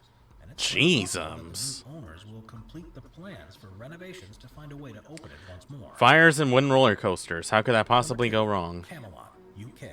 Wow. Whether or not you believe in the okay. This actually looks interesting. Like, as someone who grew up with watching like fantasy shows like Xena, Warrior Princess, Dungeons and Dragons, and all that kind of stuff, this actually triggers a lot into me.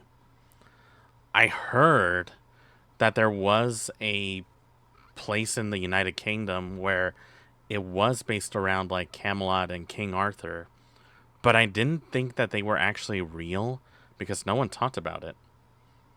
Disney World from Temu. It's the Wish version of Disney World. Legend of King Arthur. There's one thing for sure. Camelot most certainly did exist, albeit as a small theme park in England that was opened between 1983 and 2012. Based around the legends, visitors entered the huge castle when they first arrived and had a choice of a wide range of rides, just like you'd expect from the best parks. Again, look at all that land. To be a tough year, though. With the continued trend of reducing visitor numbers, the park was forced to close. Some of the rides were sold to other parks, but the rest were left standing, and in some cases were still visible from the nearby motorway. It's now one of the creepiest abandoned parks you'll ever see, mainly thanks to the fantasy-style big theme it oof. had, and how this now looks after the buildings have begun to decay. Jeez. All over the structures. Walking through, you'd almost believe you had been transported to a long-forgotten time in history. It already looks like something out of a fantasy world. Each corner. Number 1, Wonderland, China. Oh, this is the Temu of Disney World. Cash in by building one of their own. Of course, it's not quite as easy as it may seem. The investors behind Wonderland in Beijing, China, definitely bit off more than they could chew.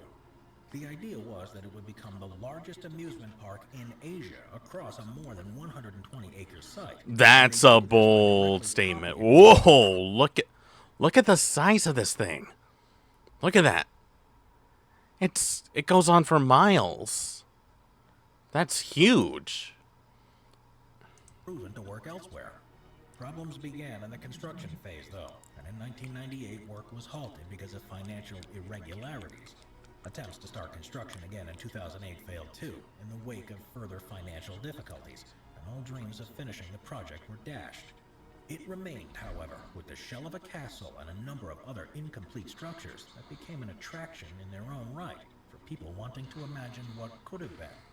Local farmers who had been forced to sell their land for the park began to take it back and grow their crops there.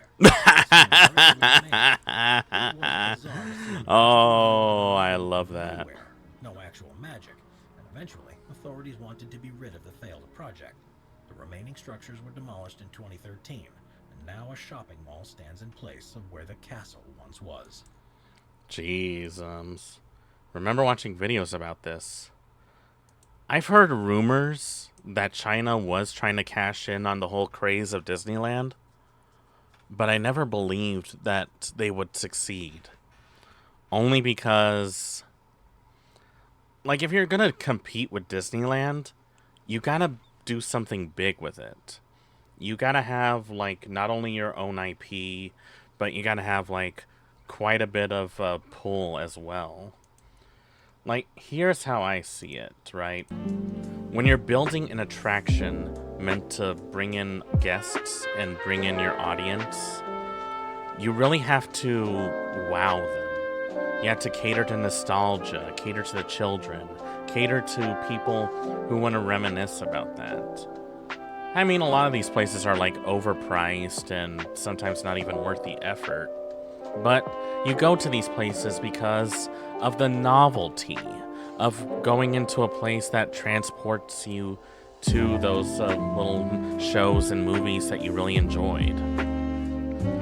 And you know, even to all this day, I still have yet to see Disneyland do anything with Kingdom Hearts to put in their attraction. I guess they're afraid of going anime now, because why? Who knows? I don't think I'll ever know, and it's pretty neat. But if there's one thing I want to know, but if there's actually one thing I want to take away from all of these videos about amusement parks, it's that with enough money, you too could have people come into your place pretending to like your stuff. And that is the true magic of amusement parks. Being part of the corporate machine. God bless America. Well, I think, let's see, how long have we been streaming? It's been almost 2 hours already. So, I think we're gonna take our intermission and then get ourselves ready. I would have an anime-themed park. That would be something that could really work, I think. Like, not by Crunchyroll, though. Oh god, no. No, not Crunchyroll. Not, for sure not Crunchyroll. Like, I know that Studio Ghibli has their own amusement park, and that one has, like, a lot of success. I've seen, like, videos of it. We're probably not going to watch them today, maybe next time. But I've seen those, and it looks so great, and I'm like, I need to visit this place before I die. So, I think it could work. I think the problem is that it has to be a certain audience in anime that you have to cater to. Because there's like so many different IPs in anime that there's going to be a lot of conflicting interests in it. And not a whole lot of people are going to like the same thing. So, I feel like when you're going to do that, you kind of have to be careful. Because it could be easy to cater to one set of fans, but you neglect the other. So, like, I think an anime theme park could work. It's just a matter of how you execute it and what IPs you choose. Well, anyways, I think that's a good time as any to have ourselves a little coffee break, so we're going to take a short intermission and get ourselves ready for the game. So, get yourself something to eat, something to drink, go to the bathroom, get some chores done. We'll be back in just a moment.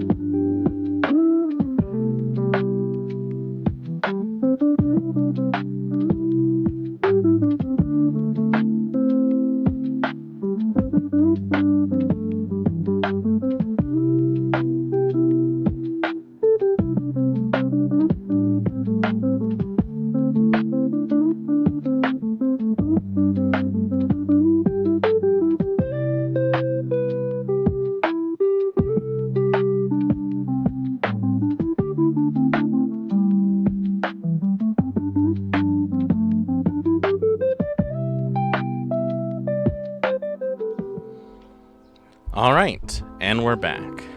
Okay, getting ourselves ready for the game.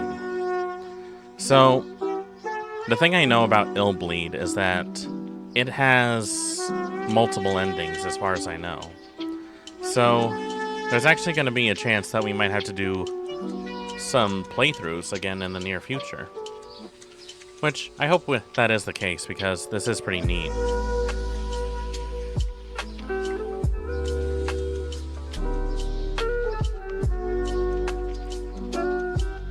Let's see.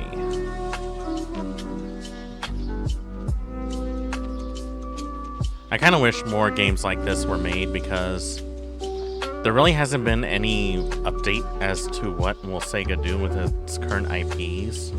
So I hope that one day it does get like a remaster or a re-release at some point in the near future. Wait, why do I have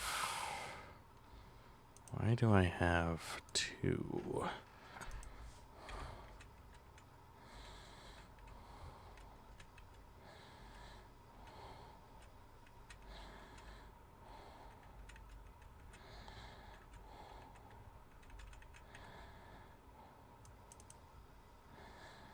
Huh.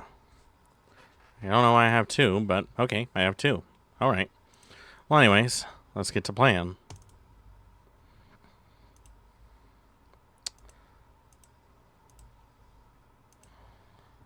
Let's see. It's been some time since I played this game, so might be a little rusty. I think the last time I played it was like way back in the day. Oh, Michael Reynolds, Virtual Horrorland.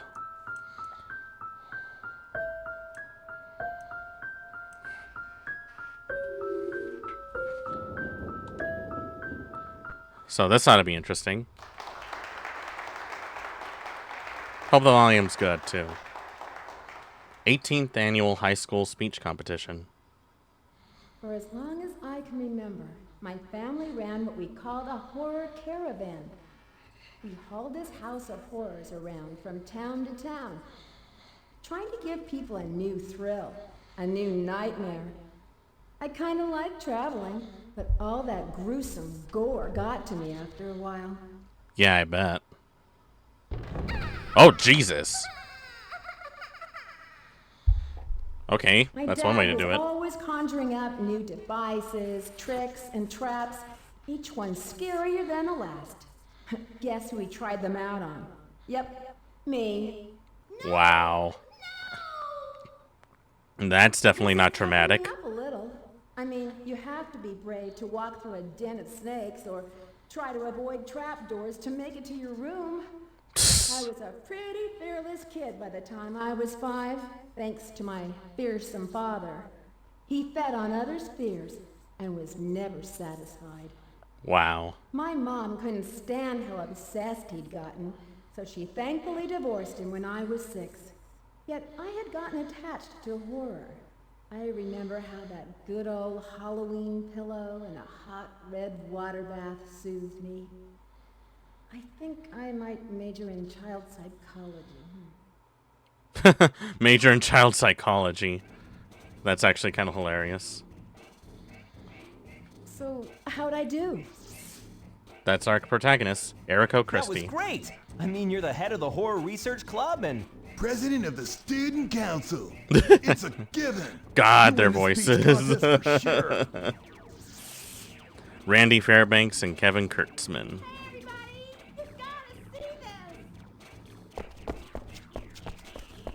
Oh, another girl.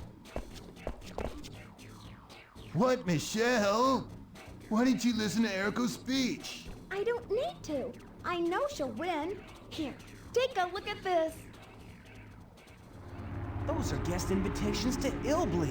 How'd you get 'em? Illbleed. From a Pepco promotion. It's the name of the Chill. game. Look, we can win $100 million there. Yeah. 100 if we can million. manage to get Wow. through the whole park, that is. No sweat. I'm game if you are. Michelle Waters. Cool. Sure thing. I'm with ya. Whoa, whoa. What is this voice What about acting? you, Eriko? I think I'll pass. It sounds too good to be true. Why? You just said in your speech to conquer your fear and surpass the odds. Come on, we can You test did your say theory. that. Sounds like we're trying to be superheroes or something. It's no biggie. It's just a house of horrors. Probably full of cheesy props and gags. Which proves what's so weird about this. How can a funky place like that afford $100 million reward?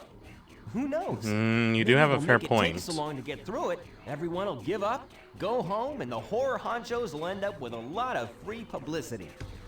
Or else the That whole is true. thing is a hoax, and they don't have the money at all. I agree with him. I'm down with that. I'm not voting or going. Wow. She's I'm really positive. abstaining. You sure? Yep, you heard me. Okay, Your Highness. Then we three humble slaves shall bring back the $100 million, and you'll be sorry. I can't wait to commune with the undead. I'd use the money for a chainsaw and hack my way into fame and fear. Ha ha! Oh, brother. Okay, then. We'll catch you later, Eriko. Let's go! This already sounds like a cheesy anime, and I'm all for it.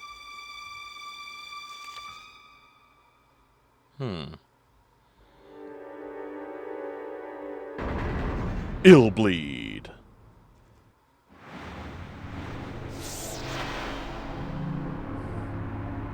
Well, that's one way to do a title drop. Anyways. A few days later. Michael Reynolds, Virtual Horrorland Illbleed. Excuse me, did you see 3 high school kids around here 3 days ago? They had special invites. Go to the left, up to the ER. Right through the tunnel to the cemetery.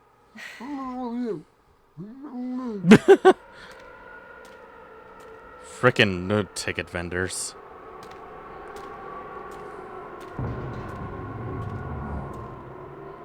And what could go wrong?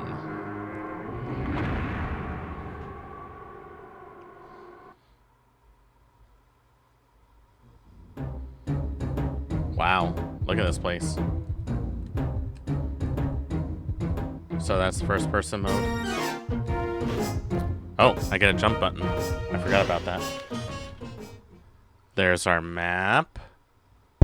Kind of weird that it pauses the music like that, but you know, to each their own, I guess.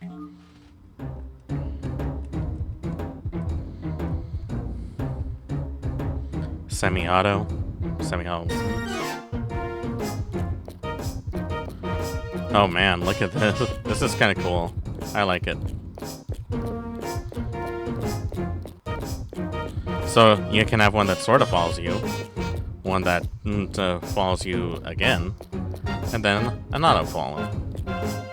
Keep it at this first. Let's see. Here's the ER. Wow. Look at this place. Let's see. Oh, right. You can get, like, upgrades at this place. Upgrade operation. Let's see. You can spend $3,000. You have no upgrade parts. So what kind of... so let's see. Recovery operation. So, in case you're like in need of some help, you can do that. And then a morgue, which you can resuscitate someone. That's kind of cool. So this game has like a lot of options to choose from because there are a lot of people to save, and how you go through that can really depend on things. Let's see, here's a shop. Let's see. We have Bloody Mary's Drugstore. We also have the Visitor Bank and Dummy Man's Photo Shop. Let's see what we got in here. Wow.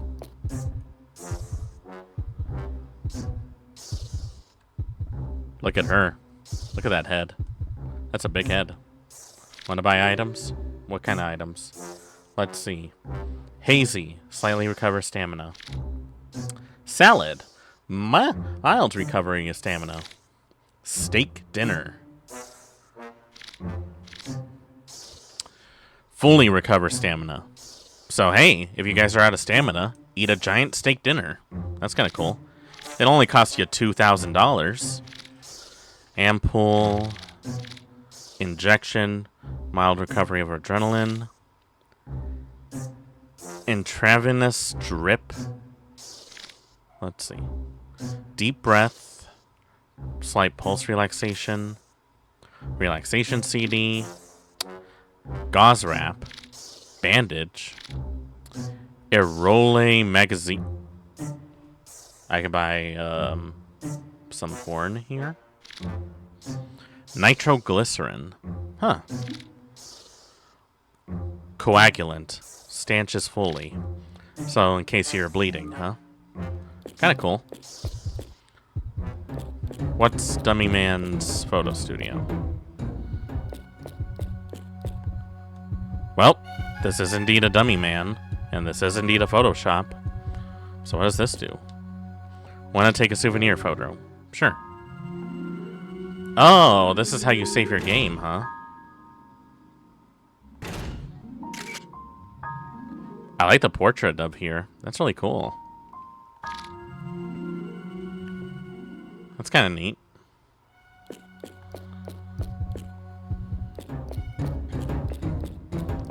Let's see. Visitor Bank. Friendly aftercare. So this is actually kind of neat. Now let's see. He mentioned to visit a cemetery right past the ER. I guess it's right here.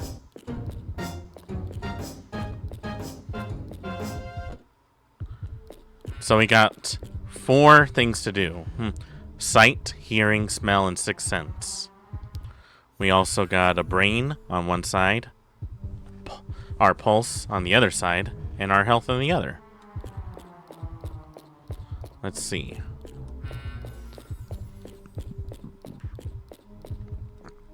Oh, it's a tutorial room. Let me see. Let me do my my best Walt Disney-ish voice for this one. Welcome to Illbleed. I'm Michael Reynolds. I'll show you the most important thing for you to survive. Please go forward and to the right. Did he mean my right or his right? Wait, what? I concealed the horror monitor where you stand. All 4 of your senses on screen are the proof of this item. When the sensors reach their peak, press the A button to obtain the horror monitor. Well, howdy, partner. Welcome on in. Hope you enjoy your stay. I went forward into the light. Biggest mistake of my afterlife. Let's see. Somewhere around here, I think. Aha! Horror monitor.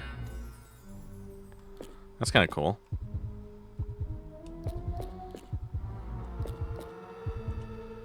You know, I'm curious why Eriko thinks it's a good idea to be running on high heel wedges.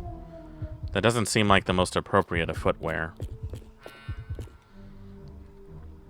Pressing the right trigger, you can use the horror monitor.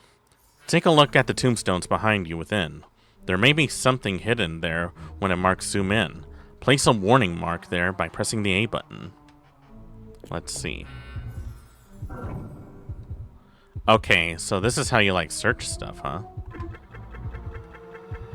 And it uses up your adrenaline.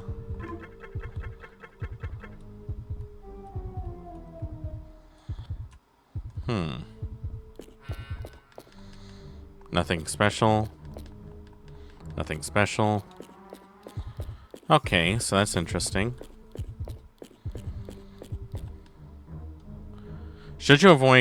You should avoid damaging shock events during attraction by warning the area before approaching. The adrenaline gauge in the lower left-hand corner will decrease each time you use the horror monitor. Forget if I mentioned before, but I'm thinking of doing a tabletop RPG again. Really? What kind, if you don't mind me asking, partner? I'm actually very interested in that. I've been meaning to get back into tabletops, but after my last couple events, it definitely didn't do well. When your sixth sense is active, it means that there may be an item or enemies nearby. I hit items beneficial to you. Get them and use them wisely. Go ahead and good luck.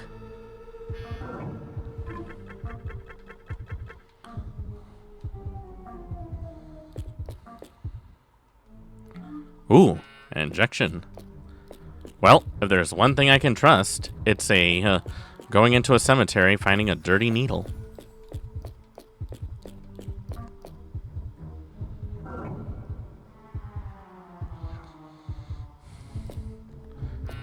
Let's see.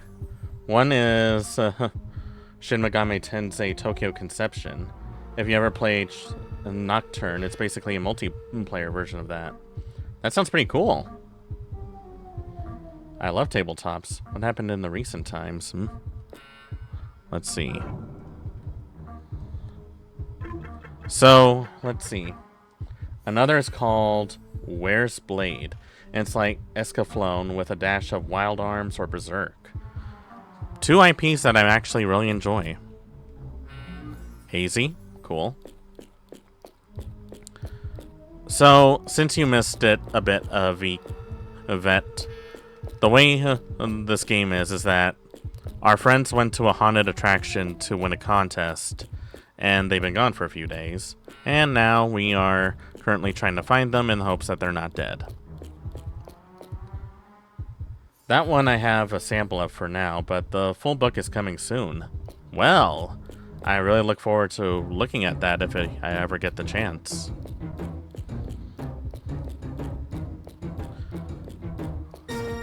I really do like RPGs for sure, so definitely something I'd be interested in. Okay. Let's hope they're not dead. Oh, I'm sure they're okay. Now let's see.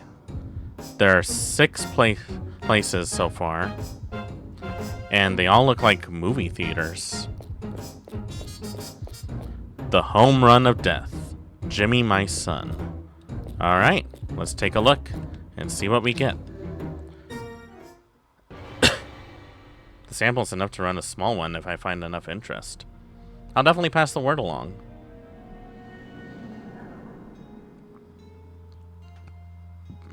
You play a sport, a game, knowing full well that you're going to either win or lose. You never expect to die before your dreams come true.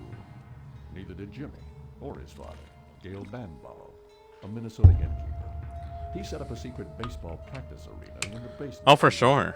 Where he and you know, practiced day after day. It's been a while since I watched Sigrid and Bird. I really need to catch up with them again. His team to a state victory.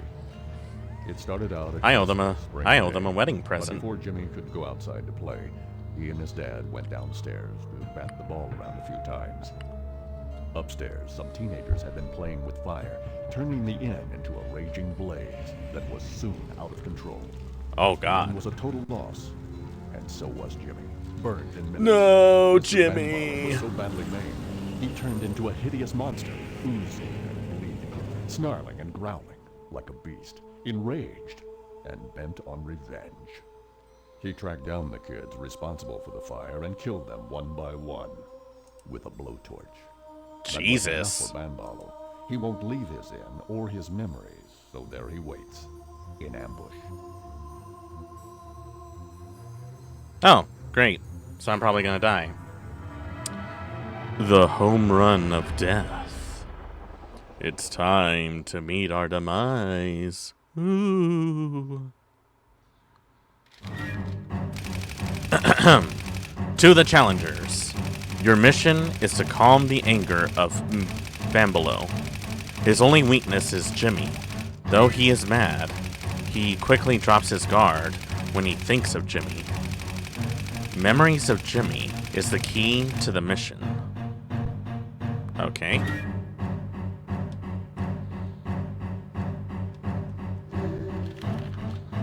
Let's see. So we got a prize of $50,000. Let's see. Clear time, under 50 minutes. Clear traps, over 25. Heart rate, under 120 beats per minute. Hit points, over 150. Adrenaline, 200 and over. Bleeding, under 20 cc's. Okay. So, Erico, you're up. Only other thing I will say is that my next 2 to 3 weekends are booked for family and other reasons. But in the meantime, I can at least scratch an outline of how things should go. Well, I'll definitely give it a try. Oh shit, the timer still goes even if you're paused? That's not how a timer should go? Frick. Okay, fine.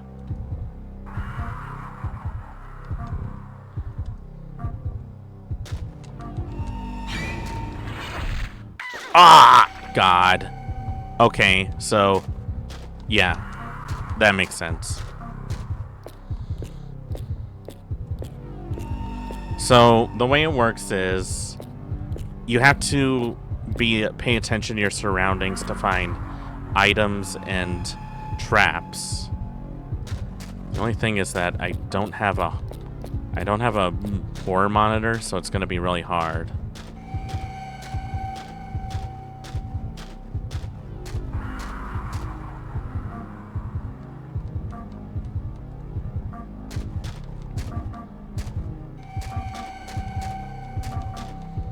I need to find a horror monitor before things get bad.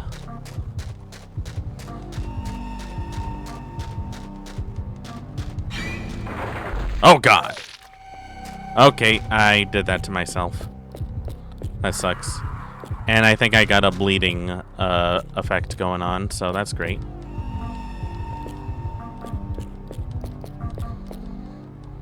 Nothing.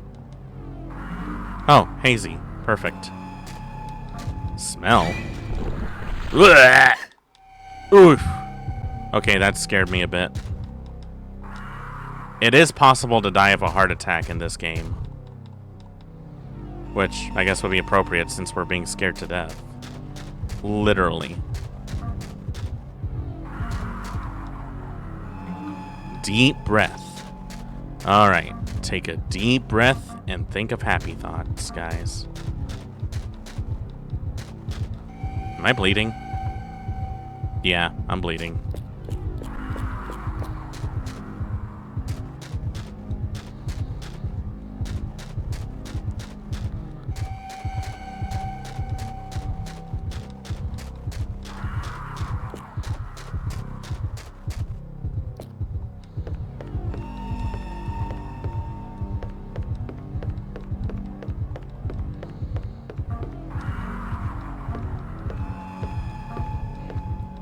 Now, so long as I don't trigger too many traps, I should be okay.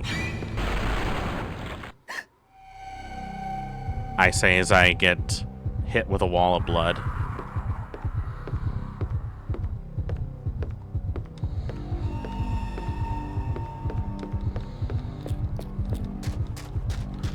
Where is the horror monitor? Nothing here. Nothing here. And aha! Gauze. Perfect.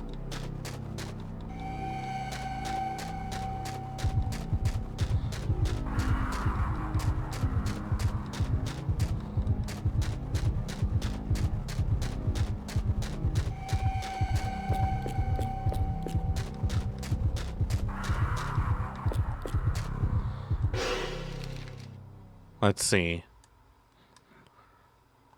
Well, I checked every possible area in this cemetery.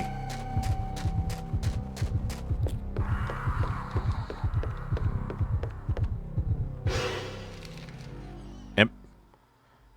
Did I lose connection again? God damn it.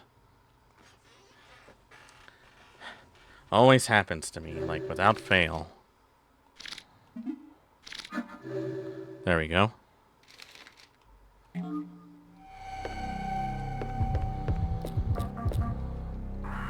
There we go. There's the horror monger.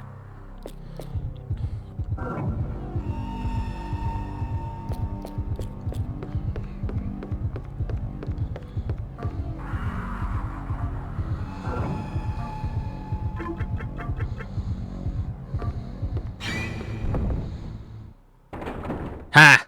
Nice try. Cool.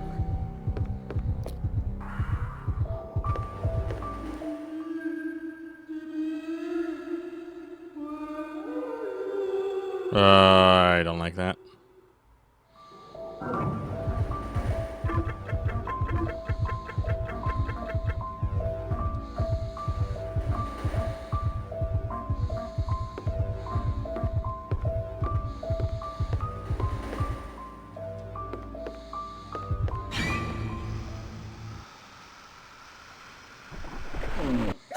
Ugh.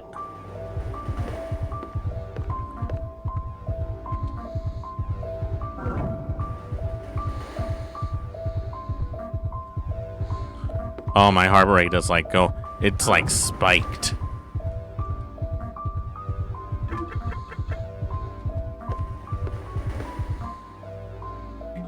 Hey, floor salad. That's always a good option to eat. Everyone enjoys a nice floor salad.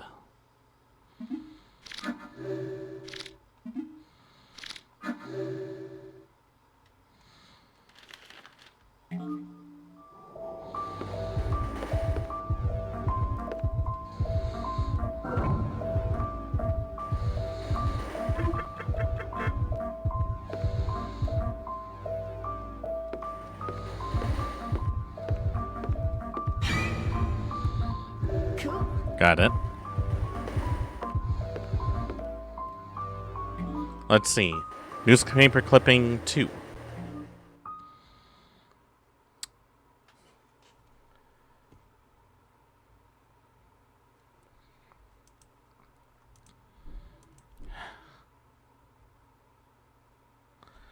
Let's see. Fire at the Chateau Bambolo claims the life of the owner and son.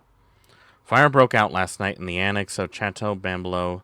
Jimmy 8, son of Mr. Bambolo, 41, died of severe burns, and proper use of fireworks by guests allegedly caused the fire.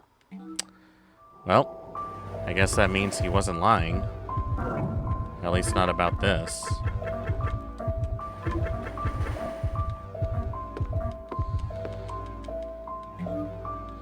Another newspaper clipping. Youngsters, come join us. Chateau Bambolo opens today. Youth Hostel, Chateau Bambolo, opened today. A place where the young can gather. Owner Mr. Bambolo says with enthusiasm, I want the chateau to be a utopia for teenagers. The hostel, an excellent leisure facility surrounded by nature, has an excellent leisure facility.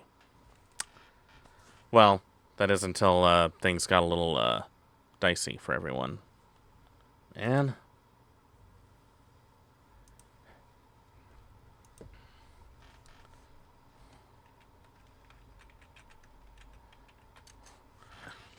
every time, I don't know how this happens, but every time it's like the frames drop at random so many times, no matter how often I try to lower my bit rate. Any lower and I might as well not stream at all.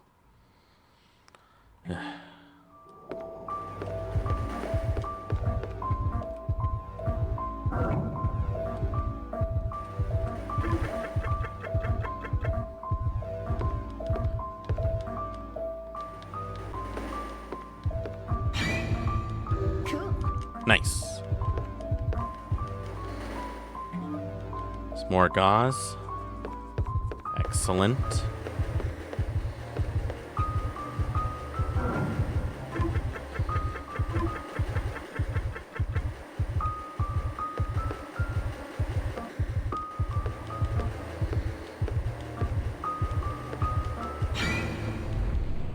Oh God, what is that?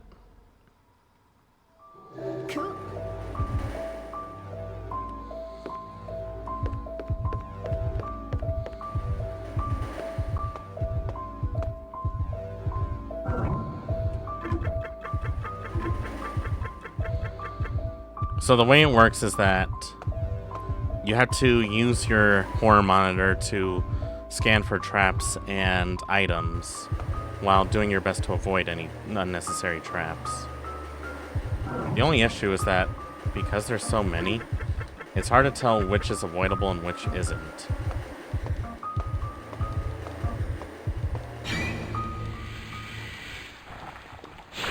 Like right there.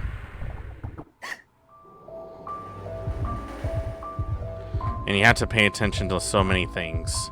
Your heart rate, your the surrounding areas, your adrenaline. And all of that is like very situational too.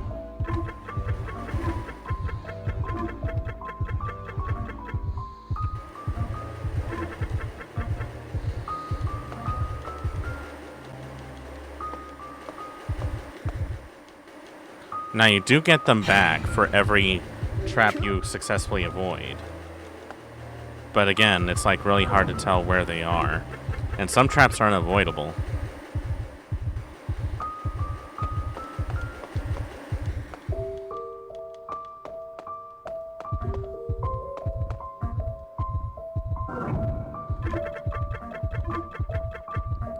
Gotta be real careful.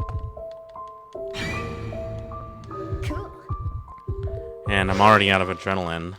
If you're out of adrenaline, the horror monitor doesn't work and you're sort of left vulnerable.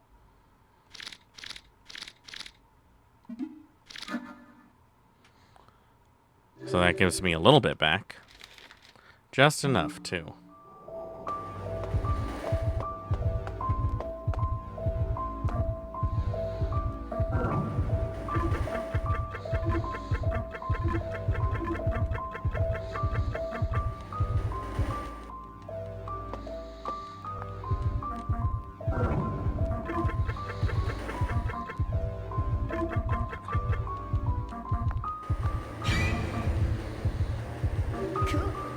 Ah, barely got that. It's like anything can jump at you at any moment. So it's almost like you gotta be paranoid.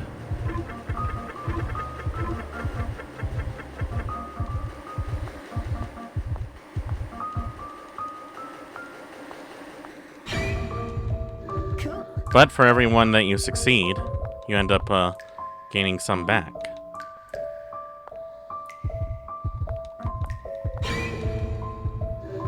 So it's almost worth it to do it. You just gotta pick your battles is all. Speaking of battles, there is combat in this game, but it's a little strange.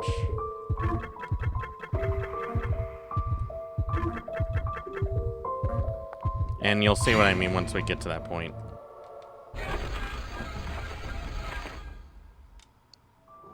Nice try, Buster.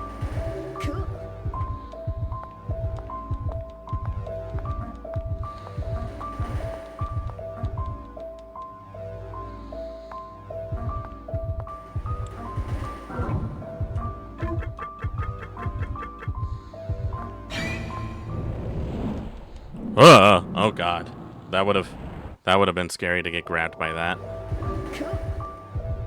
I don't like grabby hands.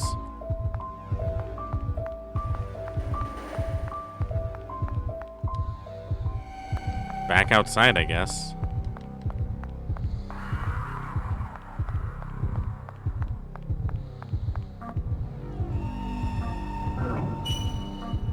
A weapon? What do we have here? Home run bat.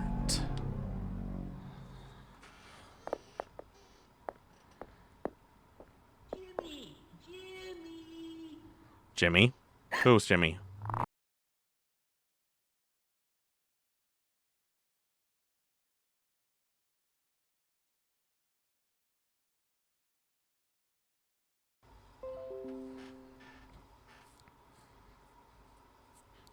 Are we back? Okay, I think we're back. Once again, OBS is not playing nice with me. So, who knows? This might end up being a really short stream. Oh well. I'm going to do my best to see how long I can stream, but if we do disconnect again, might have to end stream early. I apologize for the inconvenience.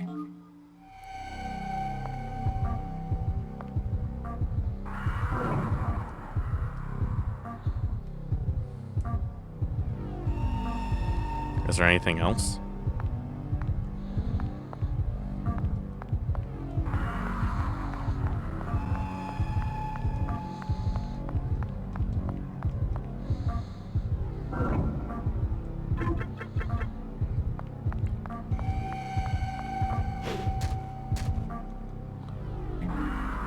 Ironheart. Wow. That's kind of cool.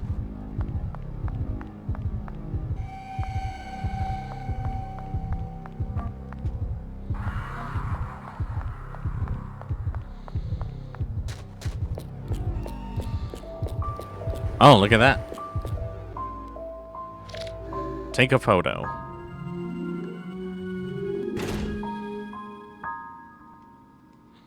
Now, there are save spots that we can use, but they're very few and in between.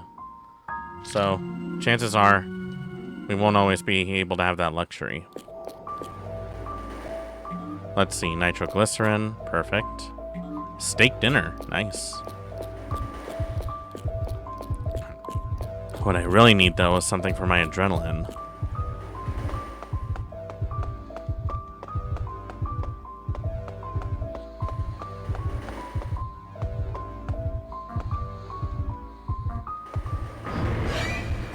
Oh, okay, this is how combat is. Ow.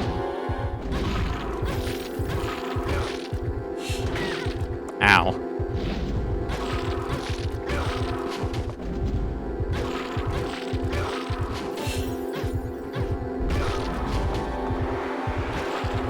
I don't know why a dummy would be attacking me, but here we are, I guess.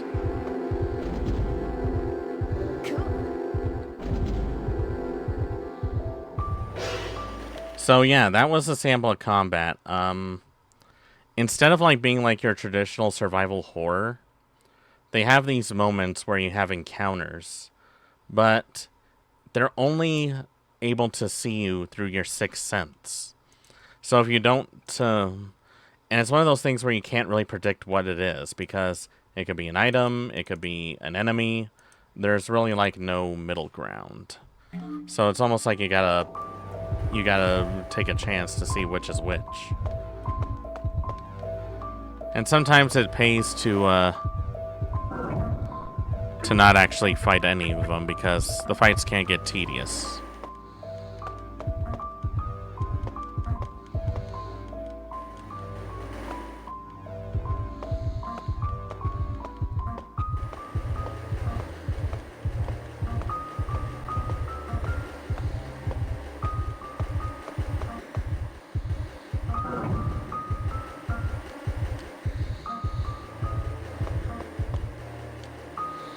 Ah, perfect. Ample.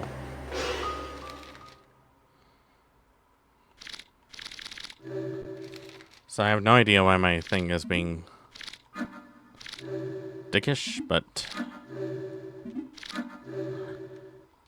Now, you really got to be careful on how much you use because this is still a horror game. Still possible to screw yourself over if you're not careful.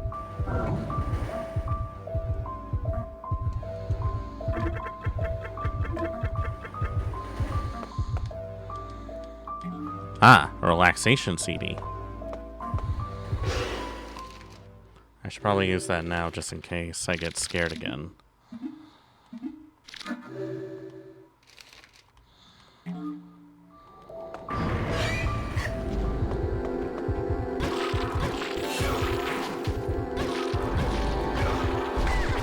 Okay, this is where it gets a little complicated because fighting more than one enemy can be really tough.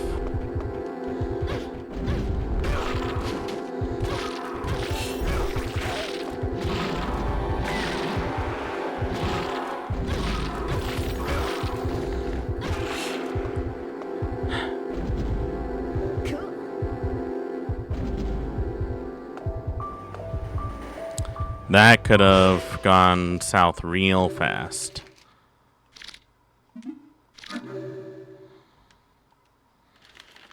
But at least my heart rate is somewhat low.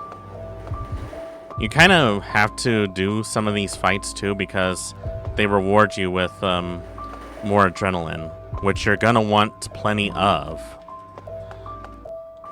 It's very easy to lose your adrenaline when you're checking every little thing. Because in reality, every little thing can be important.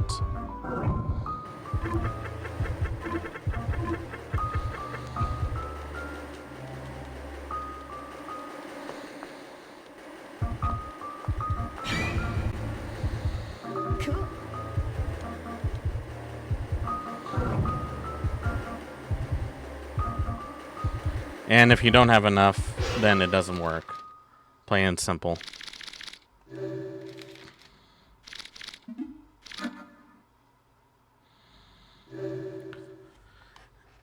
And remember, you need to keep your stats at a certain way if you want the maximum amount of cash, which you're gonna want because the upgrades are pretty worth it.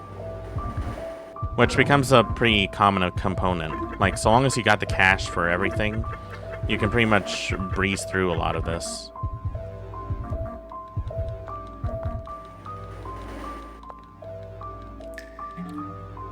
Oh, a steak dinner on a dirty plate. That's great. Cool.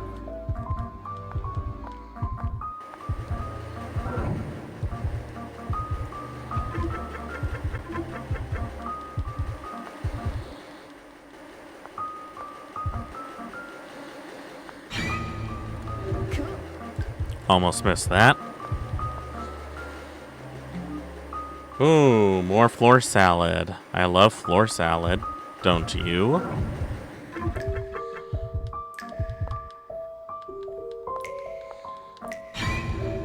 Got it. So far, so good.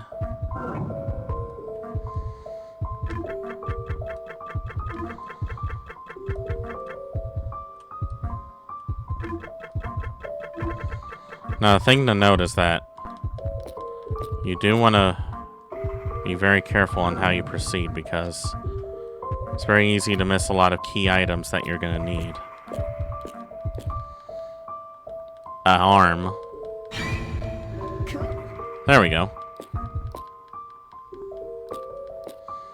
Let's see, what do we got here?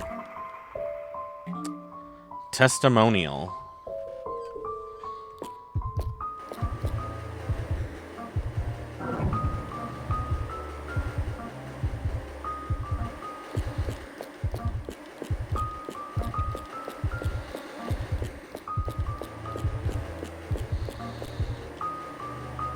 Ah, more hazy. I guess it was their version of a Diet Coke.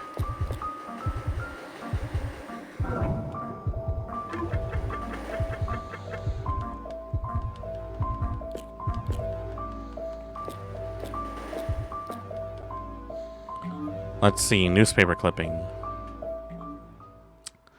Mass homicide at Chateau Bambelow. Owner Mr. Bambelow mysteriously disappeared. Mercilessly murdered bodies were found at the Chateau Bambalo, burned.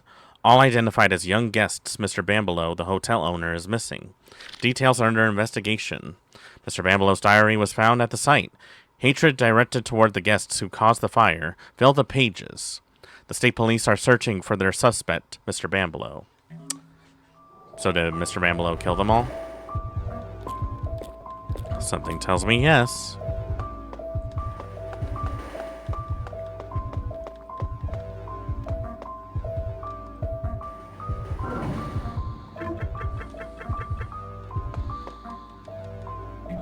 Oh, coagulant. Nice. That's useful.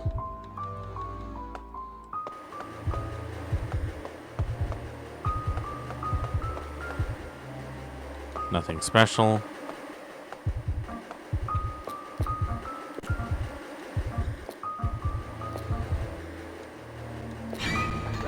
Ah, shit! Ow. Death. What the hell? Ow. Okay, that's not great.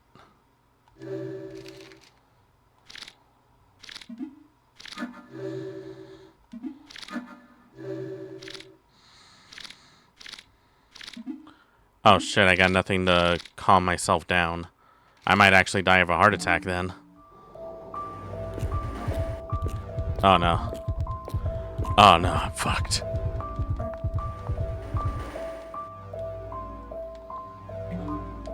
More gauze. Perfect. Because I'm bleeding a lot.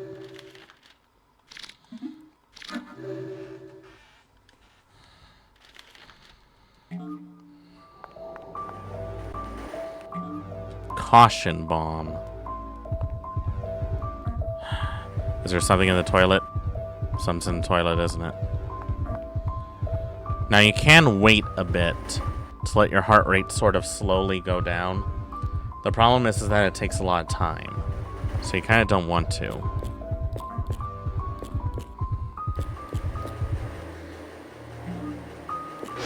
Ah, great. Injection.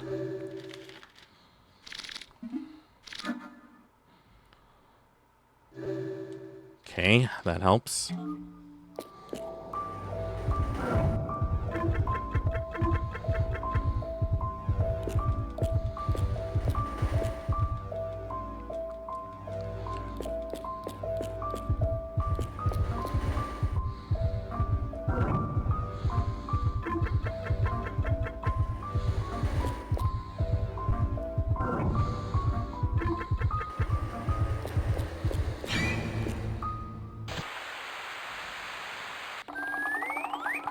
Fall down bear.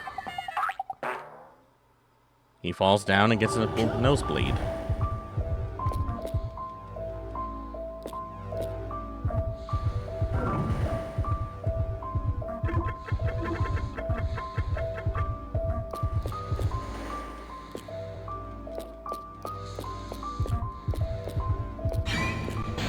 Oh shit!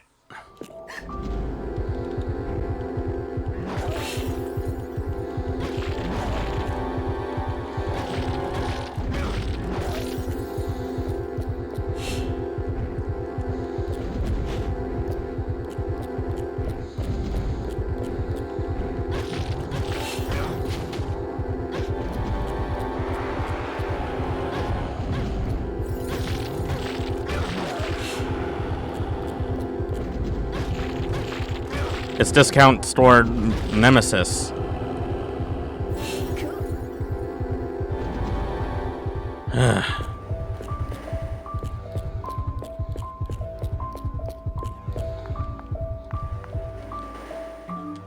All that for a can of soda. That checks out.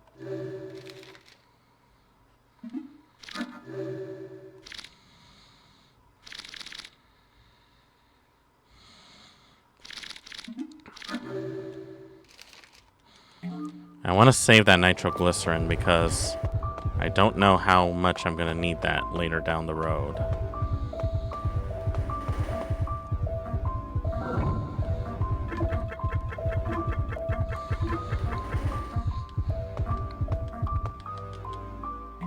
deep breaths.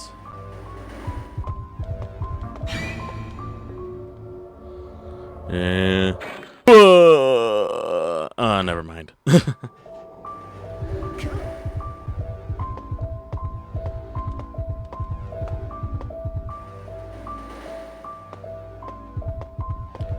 You kind of want to take a slow pace when you're doing this, even though it's timed. More hazy. Bambalow's diary. Let's see.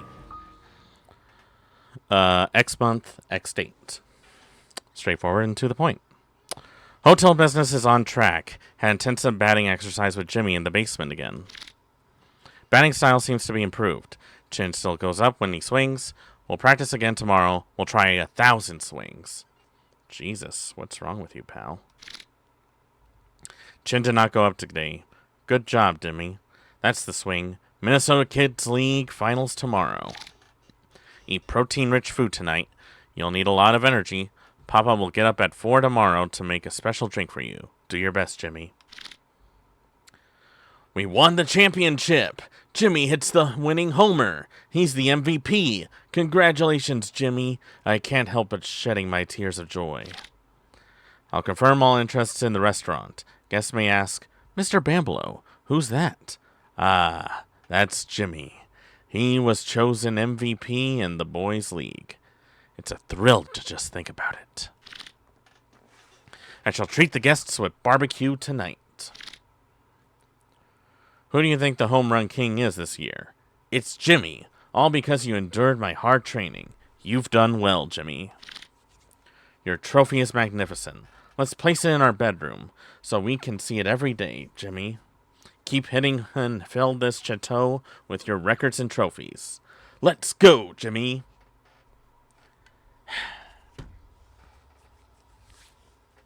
You ever met that one family where all they talk about or do is sports?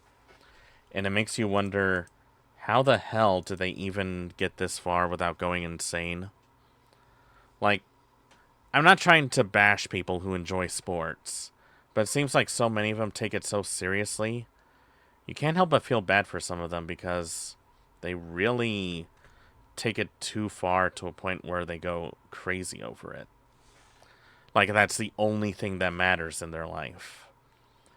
And to me, that makes me feel like they're sort of robbing a piece of their childhood, all for the sake of going famous.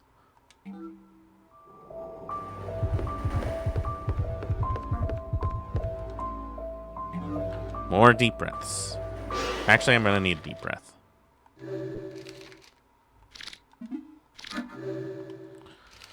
That's somewhat low.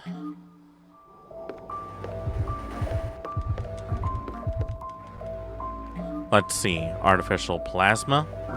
Hey guys, you want to know how to really support everyone? Donate plasma. You won't regret it. A Band-Aid. Nice. Let's see. Trophy. Trophy.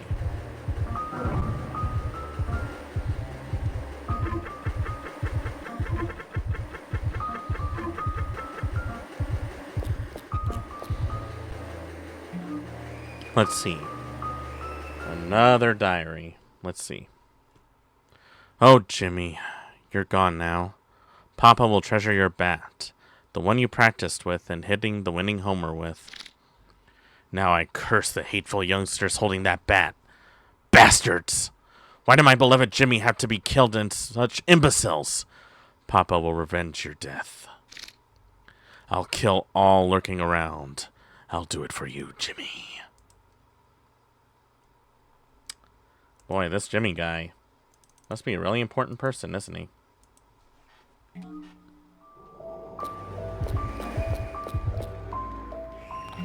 Another hazy. Ah, here we are. Jimmy's trophy. Ah! I knew it.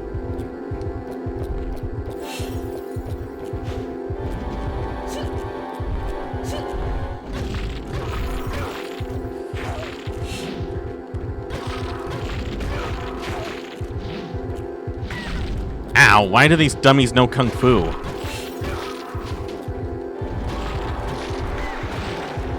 Ah.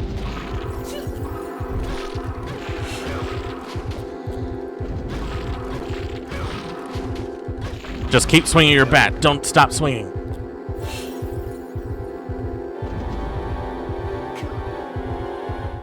Well, that was rough, but I think it was worth it in the end. Jeez. More gauze. Don't need that.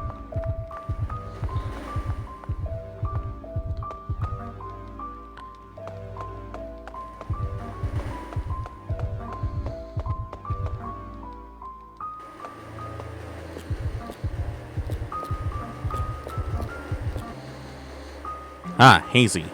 Cool.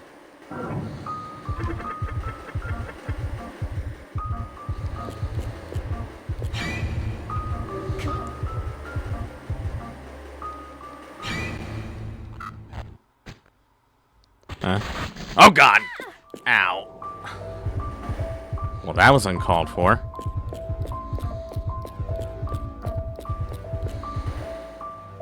Ah, another newspaper clipping, and I'm bleeding profusely. Is this real? Human flesh cooked in the kitchen inside Chateau Bambalo. State troopers find traces of human flesh in kitchen. Did the missing Mr. Bambalo commit this atrocity? The hostel used to be an oasis for young people, but it is now called the Bazaar Hotel by scared local. Something tells me Mr. Bambalo might have been taking his revenge more ways than one, if you know what I mean. I knew it.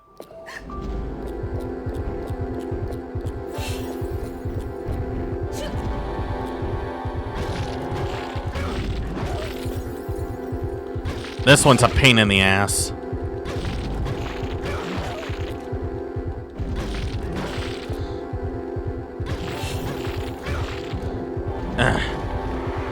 I should be running away, but I really need the adrenaline. Alright. Let's see. Drink a couple of sodas. Those are probably healthy, right? Take a deep breath. Bandage that up. And I'm right as rain. More hazy. Nothing in here. Nothing in the toilet, thank God.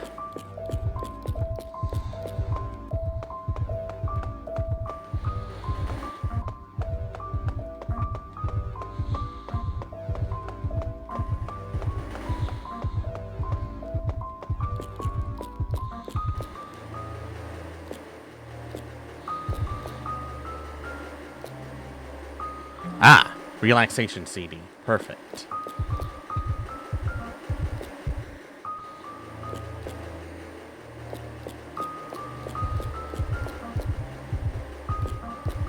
Is there something in the toilet again?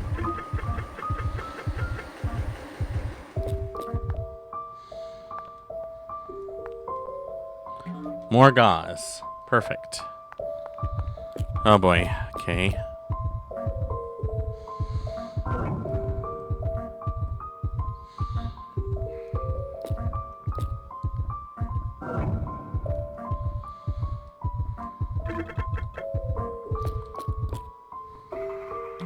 Oh,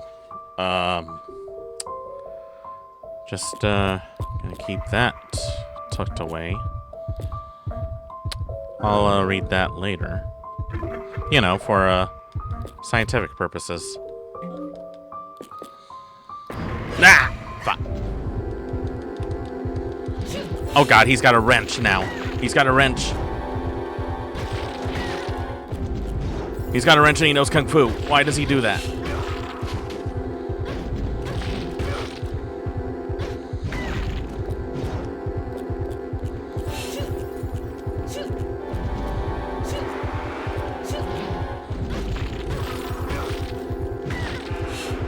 Oh God.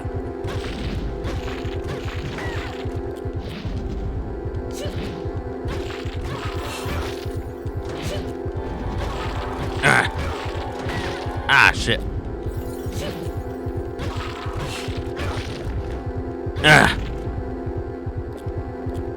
Nice.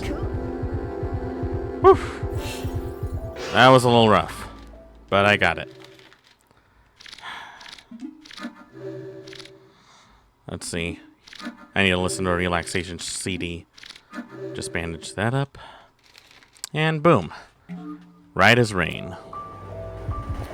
I'm as easy as Sunday morning. Oh, God.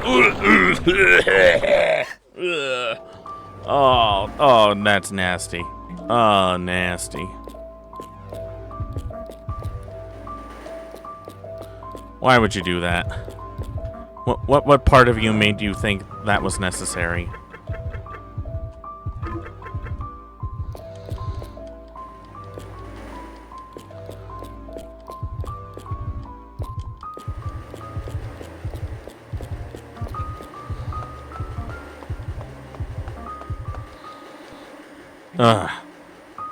Bio body.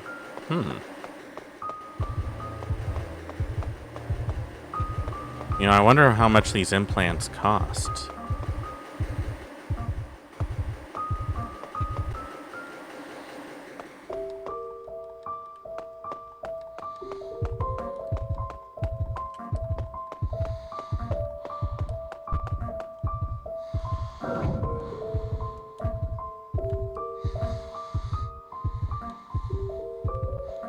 Don't see anything.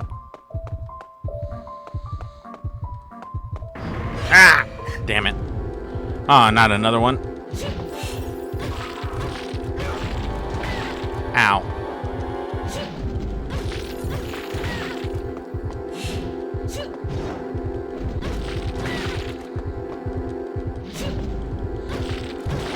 Ah, shit.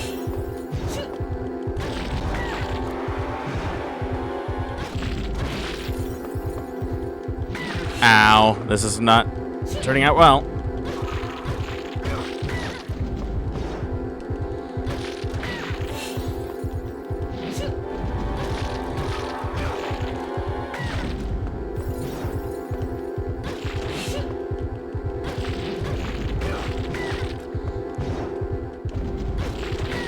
Ah, God.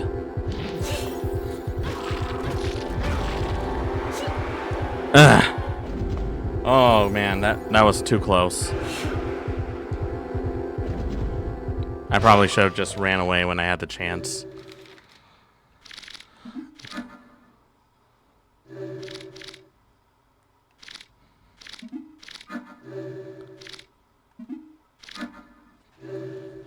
Just enough. I'm gonna need that just in case. I'm gonna save the coagulant just in case I don't find any gauze.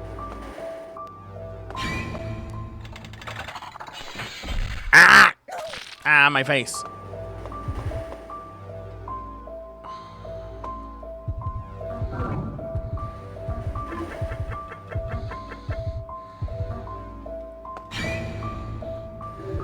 Oh, thank God.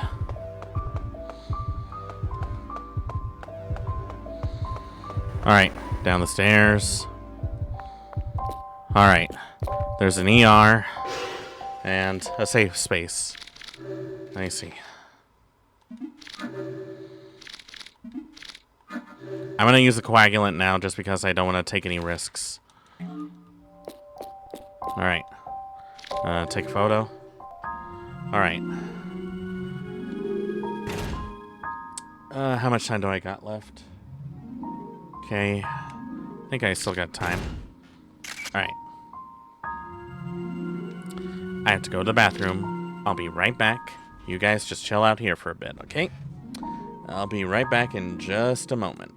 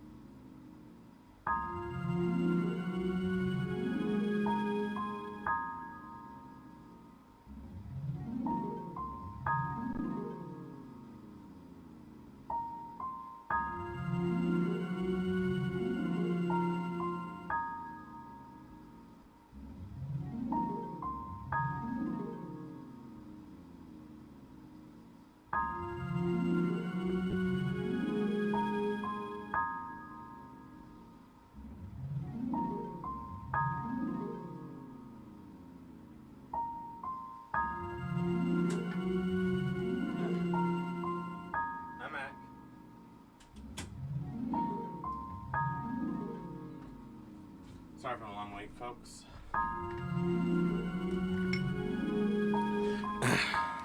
Had to grab myself a pot of stew before it disappeared magically. As is the case with everything I cook in this house. I'll eat that in a bit, but for now, let's continue.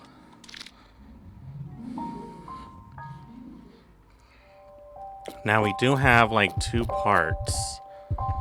I think more than 2. Let's see what we can do. Let's see.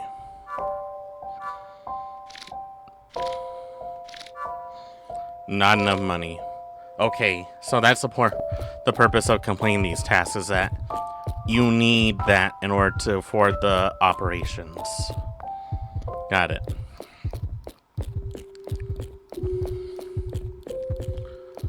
Let's see. My boy Jimmy, star. Only Jimmy's stadium. Jimmy or of Giants, Jimmy. Jimmy, Jimmy, Jimmy, Jimmy. Let's see. I think I know what I have to do.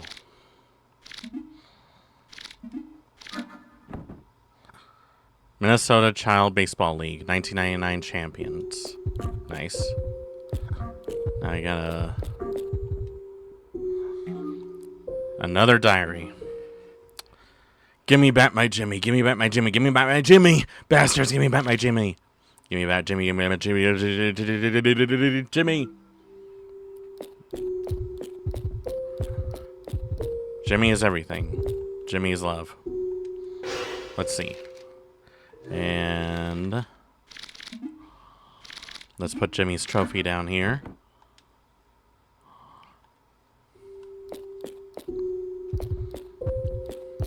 Now I guess we put ourselves here. First base, Jimmy! Jimmy! Eh? Okay, now, here we go. Uh-oh. Bam! It's a home run.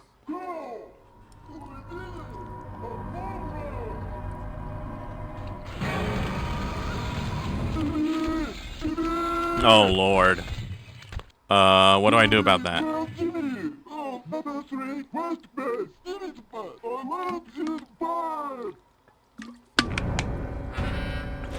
What in the hell do I do about that?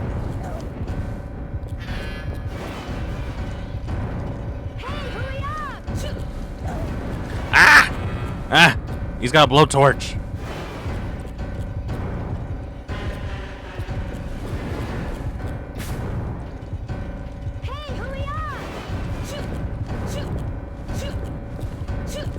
Oh god, oh god, oh god, oh god, oh god, oh god, what am I gonna do? What am I gonna do? I don't know. I don't know how to stop him. The bat is useless. He has infinite health. How do I kill someone with infinite health?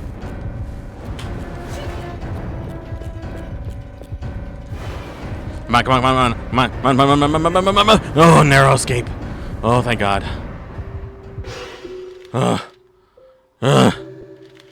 Alright, I'm already well past the time limit. I noticed that, but... Fuck! Alright. Time to get the hell out of Dodge.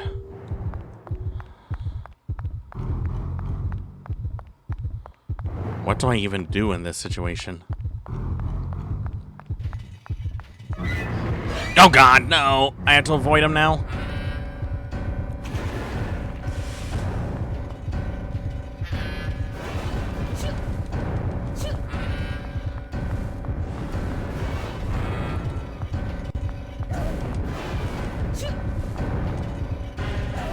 Oh god.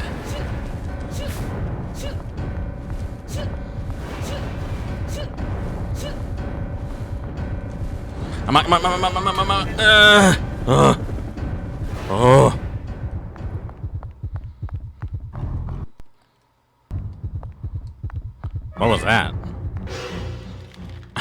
I went super fast, like without warning.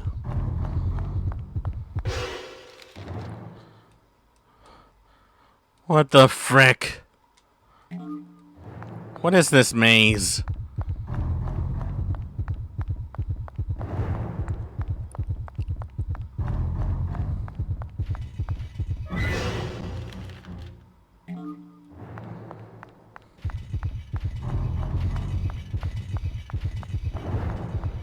Oh god, oh god, oh god. I don't even know which way he is. Fuck!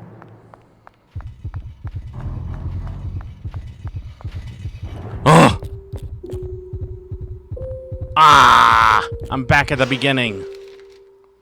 Also, I'm bleeding like so bad.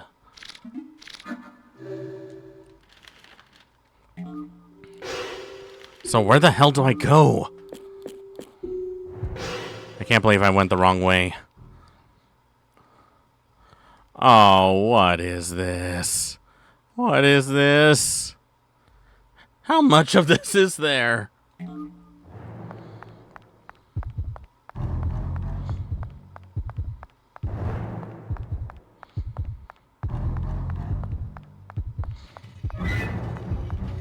Oh god, he's right on my ass. Oh, he's gonna wing doodle on my ass.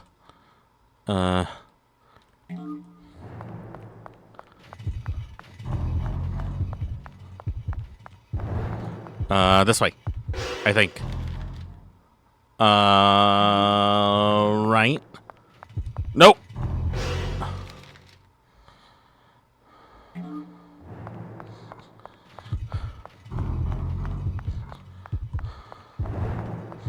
I gotta check the map every 5 seconds.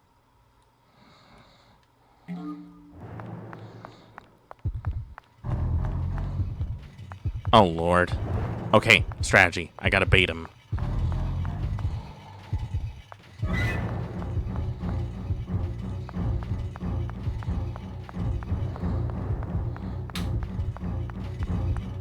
Oh, God, I'm bleeding like so bad.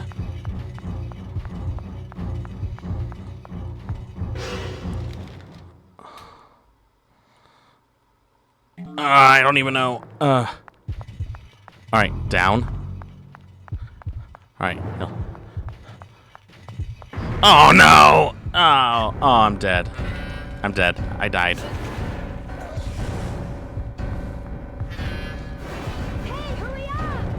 Come on, come on, come on, come on, come on, come on, come on.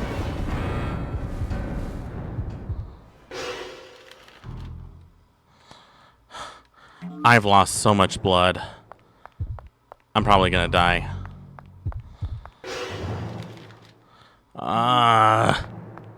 God damn it. Oh, you gotta be yanking my chain.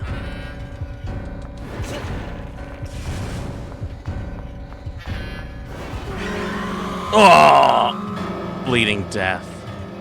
Son of a... Oh. Damn it. God. I had to go through all that again.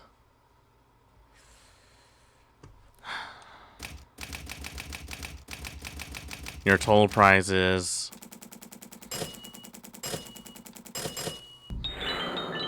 Ah, man.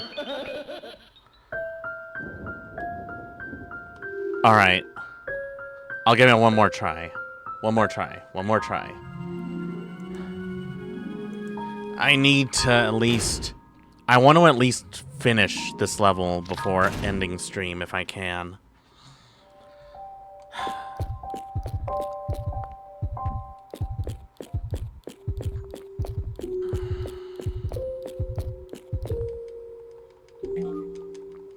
I don't know if it matters if I collect all the stuff, but I want to be able to do it anyways.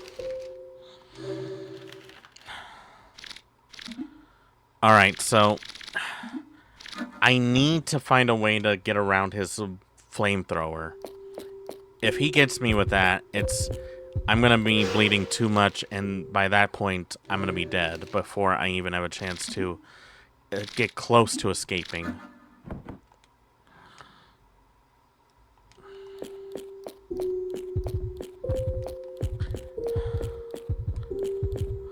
Number 3.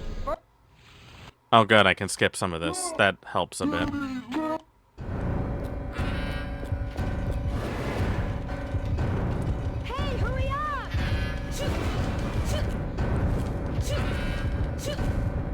I gotta really use this dodge button to its absolute best.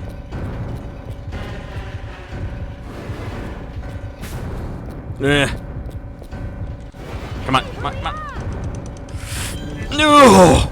Oh. Okay. I got through that with no damage. That's great. Okay. Now, all I have to do is just avoid him in this very cramped and narrow hallway, and I should be fine. How hard could that be, you know? Like, how hard could that possibly be?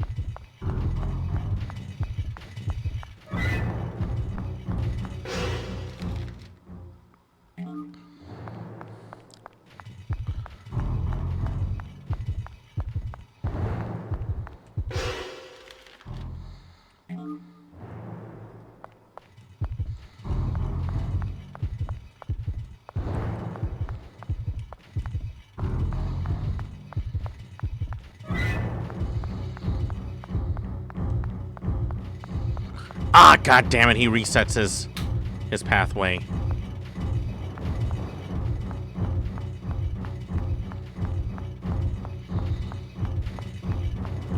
Okay, okay, okay, okay.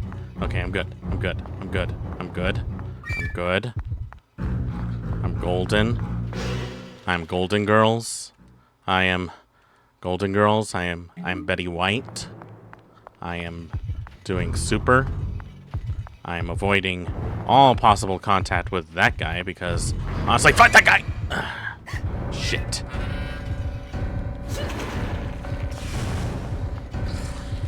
Come on, come on, come on, come on, come on, come on. Oh. Thank God for this helicopter.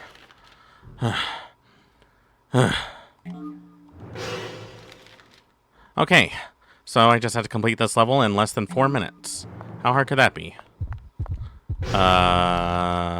This way. Right? Yeah, it's this way. I had to make sure.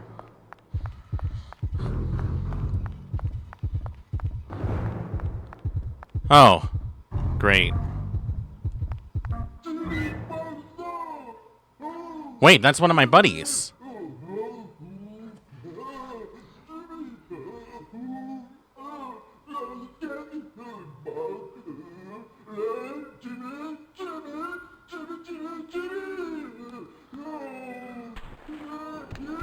Hey, you're taking him away.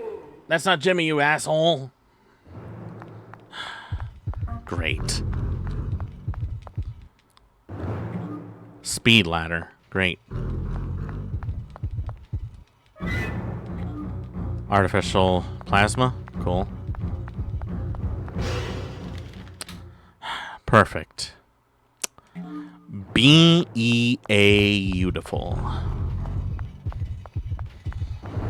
Except my job wasn't hard enough already. This is exactly why people shouldn't do contests. There's a chance someone can lose a kidney.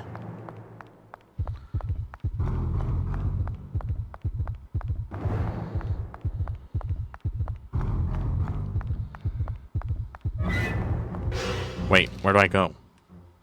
Oh, okay. Okay, just follow the pattern. Follow the pattern. Follow the pattern. All we have to do is not get cornered by Mr. Bungalow.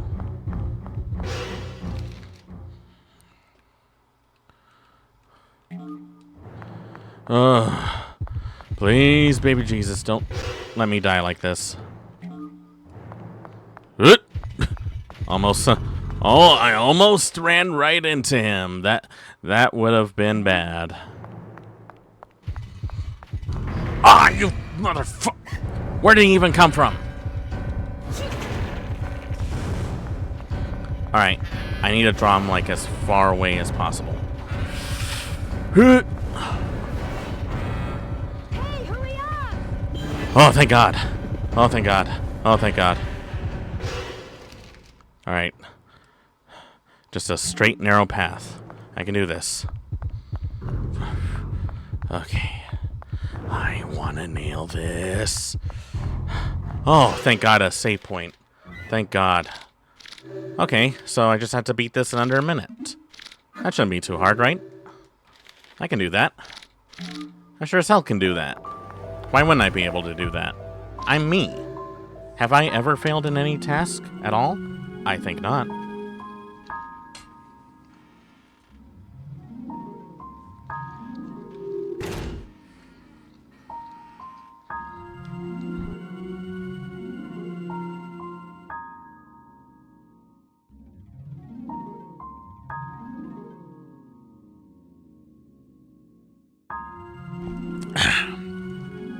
My roast could definitely use a little bit more salt. Or in this case, some hot sauce.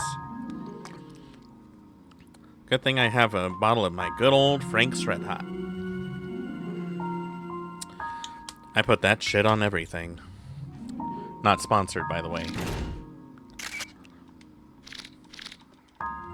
If I ever get a sponsorship with Frank's Red Hot, I would consider myself the luckiest guy in the world. Hey, there's my friend. Kevin? Kevin? Are you alive? Oh. Warning. Impending explosion likely with a rise of room temperature. Oh, Lord. Okay, it looks like we're going to have to fight him after all.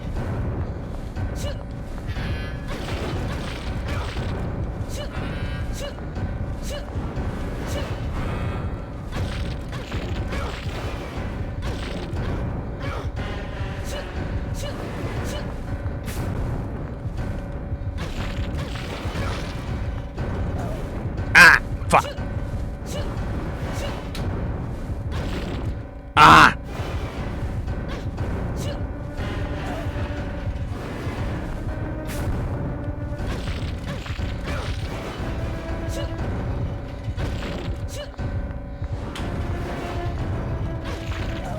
Ah, you fucker! Come on, come on, come on, come on.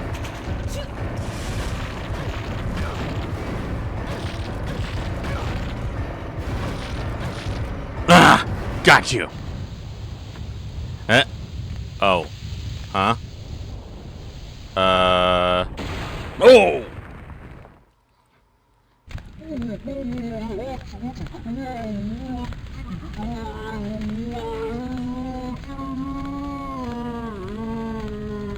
Fucking die already, man. Ugh. They don't pay me enough for this shit.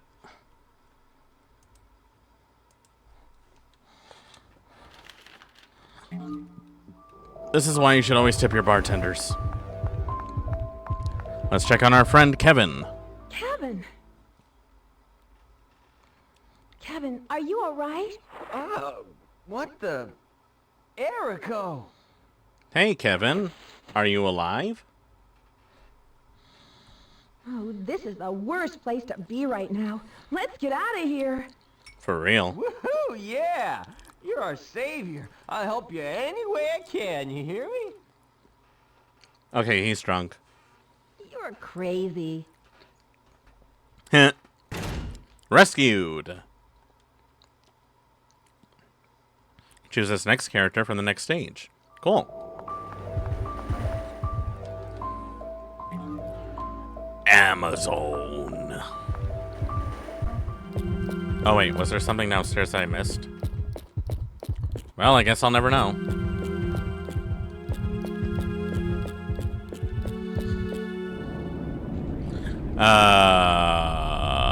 What?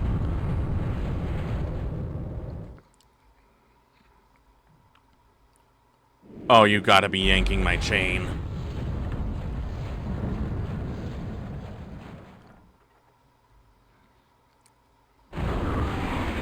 Ah! Oh, I hate this.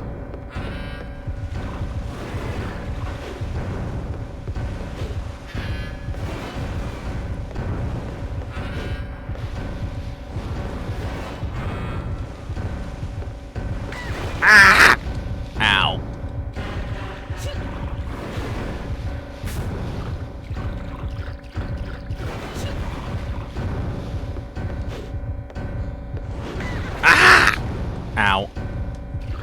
don't even know which direction to go.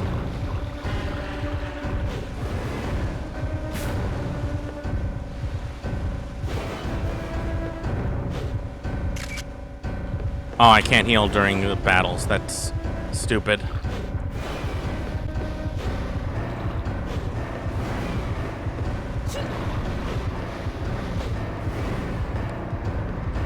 Ah! Oh, I'm dead. No! Fuck.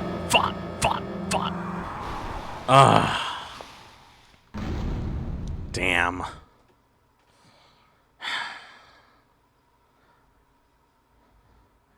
I had to do that boss fight all over again. Alright, you know what? We'll come back to this another time because holy crap, that was brutal. That was definitely brutal, for sure. But that was Illbleed. That was the game that I really enjoyed. Probably one of my favorites on the Dreamcast. Definitely a challenging. I remember it being a little challenging for sure. But you know, I'm up for a challenge, so you know what? Maybe I'll play more of it in the near future. For sure. I'll definitely do more in the near future with it. I like these kind of games because, well, no other system or game has ever replicated what this has. And to me, that's really special. Like, you don't find too many games that are purposely meant to be silly like that. There are a couple of parody games for sure, but they don't usually follow the same formula as that. So, I'm really hoping that eventually we'll be able to wrap that up at one point. For now, though, send you guys over to someone and, you know, send them some love because they definitely could use it. Let's see. I think I know who to send you guys over to. I can find them.